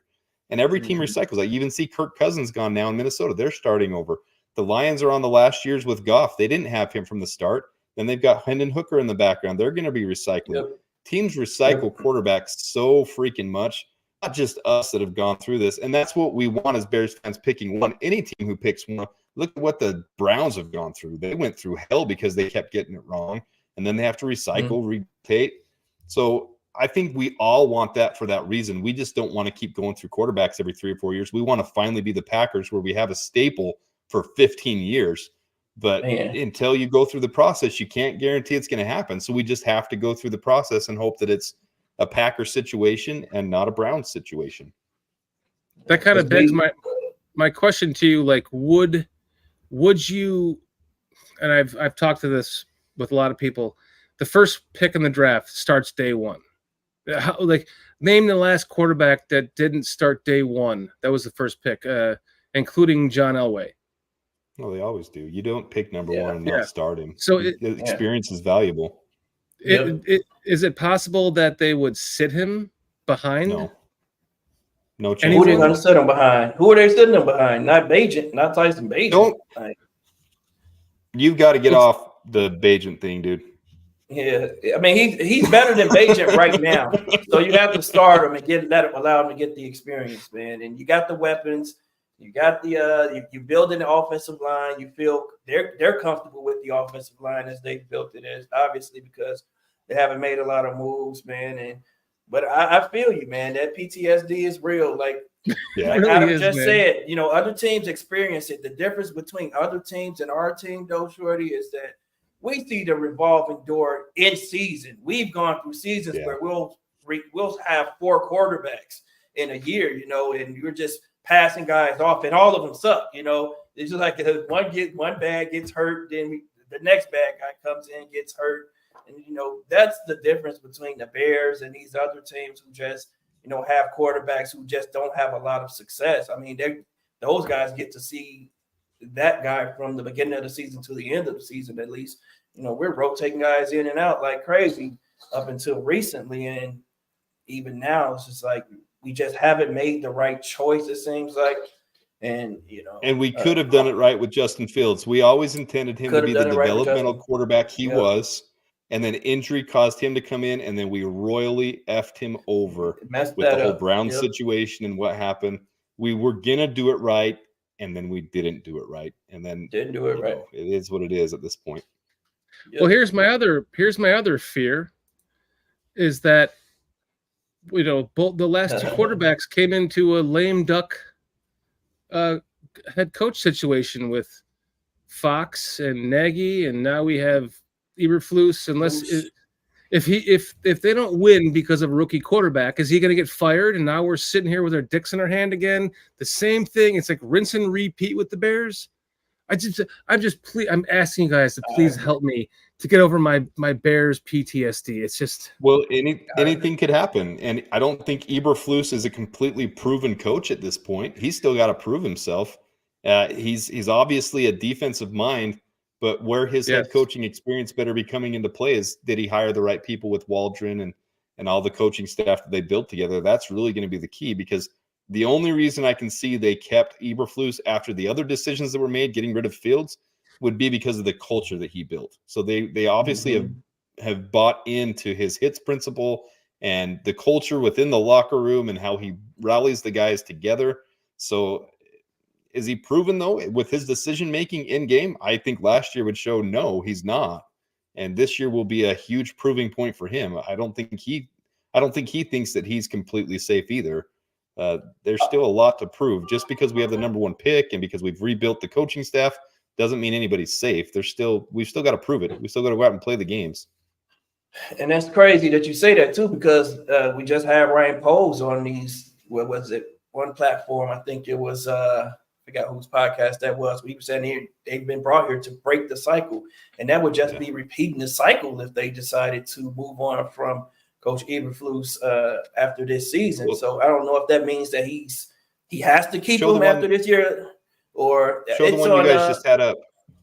The one you guys just had up from Tony May. That's a huge point right there. If they want to fire Flus, Waldron would take over. I think a big part of that is Shane Waldron would have to be the one that takes over in that scenario. Now, I'm not sitting here. Don't get this wrong. I'm not advocating we're going to be firing Flus. Flus has every opportunity to win games and stay the coach for the next 10 years. But you hire someone like Waldron who has the ability right now to be a head coach. A lot of people consider him right now head coach worthy. So if that scenario happened, you'd have to promote Waldron to head coach. You're not going to find another outside. You can't keep that cycle going in Chicago. Yeah, I absolutely agree. And that's exactly where I was going with it, that you would have to keep Waldron if you were to let it go Flus. And it'd have to be an epic failure on Flus's part, which, I mean, it's not like that couldn't happen, because we've seen him lose 3 games just because of bad coaching decisions this past year. But, that's if we want to break the cycle, then Waldron has to be the guy that has to stay here with Caleb if we want to continue to develop him properly. What's worst case scenario next year? What's the worst case? We've talked about best case. I really think the Bears can win a playoff game with this team. Worst case scenario to get Flus fired. I mean, we could not make the playoffs and he still keeps his job because you got a rookie quarterback, and there's some leeway with that. We could win 8, 9, 10 games and still not make the playoffs, and he still doesn't get fired. And I think a lot of fans would be pissed at that. I'm actually okay if we don't make the playoffs next year. I'm not okay. I want it. I'm just saying realistic expectations. We might not. We've got the Lions and the Packers in our division. Until we dethrone them, there's no given that we're making the playoffs. So what is worst case scenario? 7 wins, 6 wins, 5 wins until you see a head coach get on the chopping block?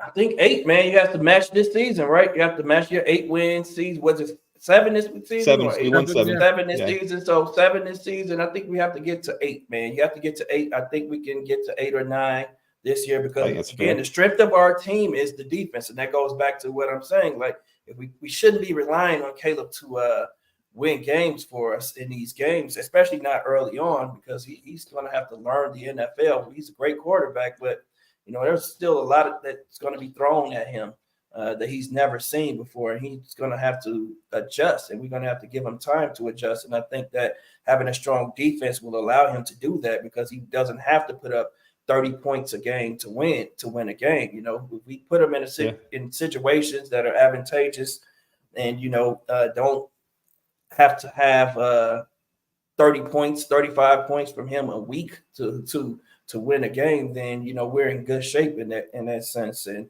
I think that's why maybe Ryan Poles decided to keep Eberflus, because he wants to keep the continuity with the defense coming in with a younger quarterback. And I know that kind of makes sense to me. And that's what I've been trying to wrap my head around. And if we're going to make it into the playoffs, the defense has to be the strength of this team. It's not going to be behind Caleb's arm. And I'm saying that it can't happen. If it happens, that's a plus, but we shouldn't be relying on that. We can't rely on that. I've said for a while now that I think we can make the playoffs with either quarterback, Justin or Caleb. But I think that we could win the Super Bowl next year with Caleb over Justin, just because of just some of the I've gotten into those games. We don't have to talk about it any longer, but there was all those games where just like one more score. Like he had more opportunities and succeeded at them in his first 2 years than he did in his third year.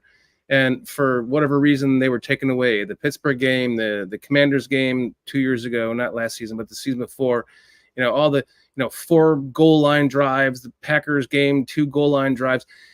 So they were stolen from him. It just didn't work out.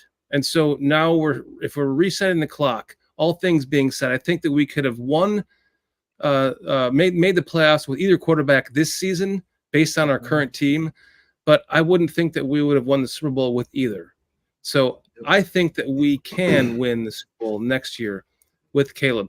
That's why I'm not going to believe it until he walks into Halas Hall with his gear, even after Roger Goodell announces it at the stage. I'm going to be like, I'm not going to believe it until he walks in.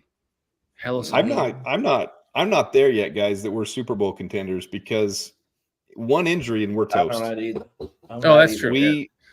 We are not a top tier. I mean, last year we were 26th in pass blocking efficiency. The year before that, 29th. The year before that, 28th. We've got some serious work to do on this team with its depth before we can be considered Super Bowl contenders. I think we can make the playoffs with Caleb, and I think we can compete in games, but we are seriously lacking some depth still. And it's easy to get hyped up, and it's easy to say, okay, look at our starters, and there's some really strong pieces there. I think right now the focus, and you hear them say that every year, we just want to focus on winning the division. We want to focus on the game against the Packers. We want to focus on the game against the Lions. To me, that's the realistic expectation with this team, is to stay healthy, number one, and to continue to build depth. Next year's draft is where we have 10 picks in a good draft class next year. That's where we can really be Super Bowl contenders.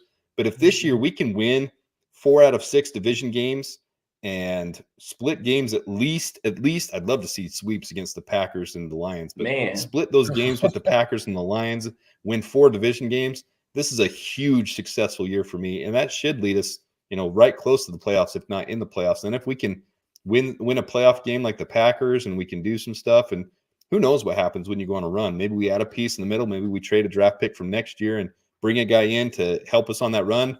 We trade for an edge somewhere along the way. We could have a special season for sure. Yep, I agree. Definitely agree with you, Adam. And that was the beauty in the Hall, man, and wanting to keep Justin Fields. I think it got us to a Super Bowl window a lot faster. Yeah. Because we would have been able to not only fill holes, but we could have added depth in so many key positions, man, and really solidified the roster. We could have solidified the roster, built the roster, and then allowed us to see what Justin could do, with a good roster behind him.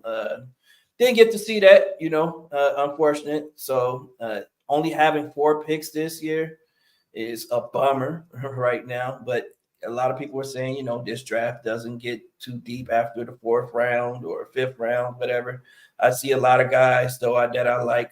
I'm not going to lie to you, especially at wide receiver. So, hey, man, like Adam said, continue to build the roster this year with what we have. And next year, there's going to be a lot of good guys coming out who decided to return because of the COVID year and all the NIL stuff, man, that's, made this draft a little bit soft, but next year's draft is going to be deep, especially at edge rusher.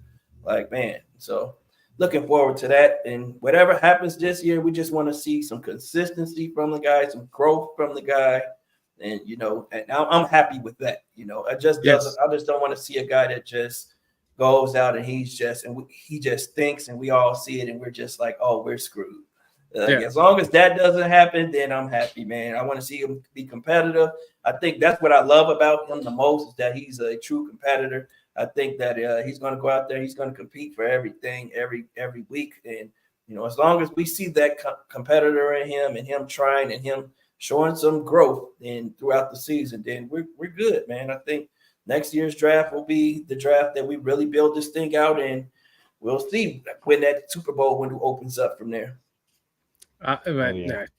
There is nothing more exciting than what you just said right there, and I think you're 100% correct. This is going to be a very exciting next few months for all of us Bears fans. And guys, I want you to let you know that you both have open invitations to links to join the show on draft day, if only to hop in for 30 seconds to go, I love the pick, I'm getting out of here. We would love to have Sure. both you guys join us at any time. And let's keep in touch about that, because if you want to share links, if you guys are doing something too on your own channels, please share a link with us and we'll hop in. And the goal is for us to just conglomerate with all of us. We're not enemies here. We're all fans, and we all love our team. And there's no reason why we can't all, help each other and not shit on each other. And that's what makes this so much fun for me doing a podcast personally, is meeting all of you guys. You know, Sammo, you've been around for a while, and Adam, I think you had fun tonight. You hung around longer than I thought you would have. We would love to have you back on again as many times as you like, my friend. You are now an honorary BCP member. So, guys, we would love that for the draft. We'll keep in touch on that. Before we end the show, let me ask you guys, Adam, please tell everyone where they can find you. Yeah, right there, the @BearDownSports. If you just type in my name in YouTube too, it's Adam Mason. Either one of those, you'll find me at this point. Not too hard to find me. If you haven't checked me out, come check out some of my stuff. Yes, I did a lot of stuff on Justin Fields. I'm still continuing to do stuff about analytics, where the team is, where it's going, my takes on who we're bringing in and what we're doing. So I'll always have some fresh stuff for you. I really appreciate anybody checking out. Anybody who wants to subscribe and come check me out, I really appreciate it. So bear down. Bear down. Sammo, dude, what's going on? Tell us where you can find you now, man. You're all over the place. Oh, yeah, I'm only at MODG Podcast now, man. That's where I am. That's home now, over there with Swifty and Will Wright. So that's where you guys can find me moving forward. And you can also find me on Twitter at BigSammo80. Whenever I decide to post on there, I'm not a big Twitter guy, man. I'm working my way there. It's just that place is infested. Hard. Yeah, that place is infested, man. It's just like it's nasty. It's a swarm of bees, man.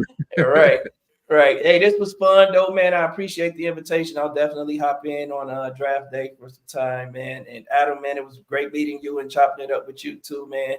Love your insight, man. A lot of fun here, man. Thanks, Sean. Adam, it's been great having you on the show and meeting with you. I hope you had a good time tonight. I hope you didn't. I thought you and I would align more based on some of your analytics. You kind of went against my grain a little bit there, which I was a little bit shocked at. I thought but hopefully you had a good time tonight and would like to join us again, because we would love to certainly have you back on the show again, for real. For sure. And if you guys both want to join us for the links on draft night, we will send them to you. We would love to have you join us. You guys in chat have been absolutely blowing up tonight.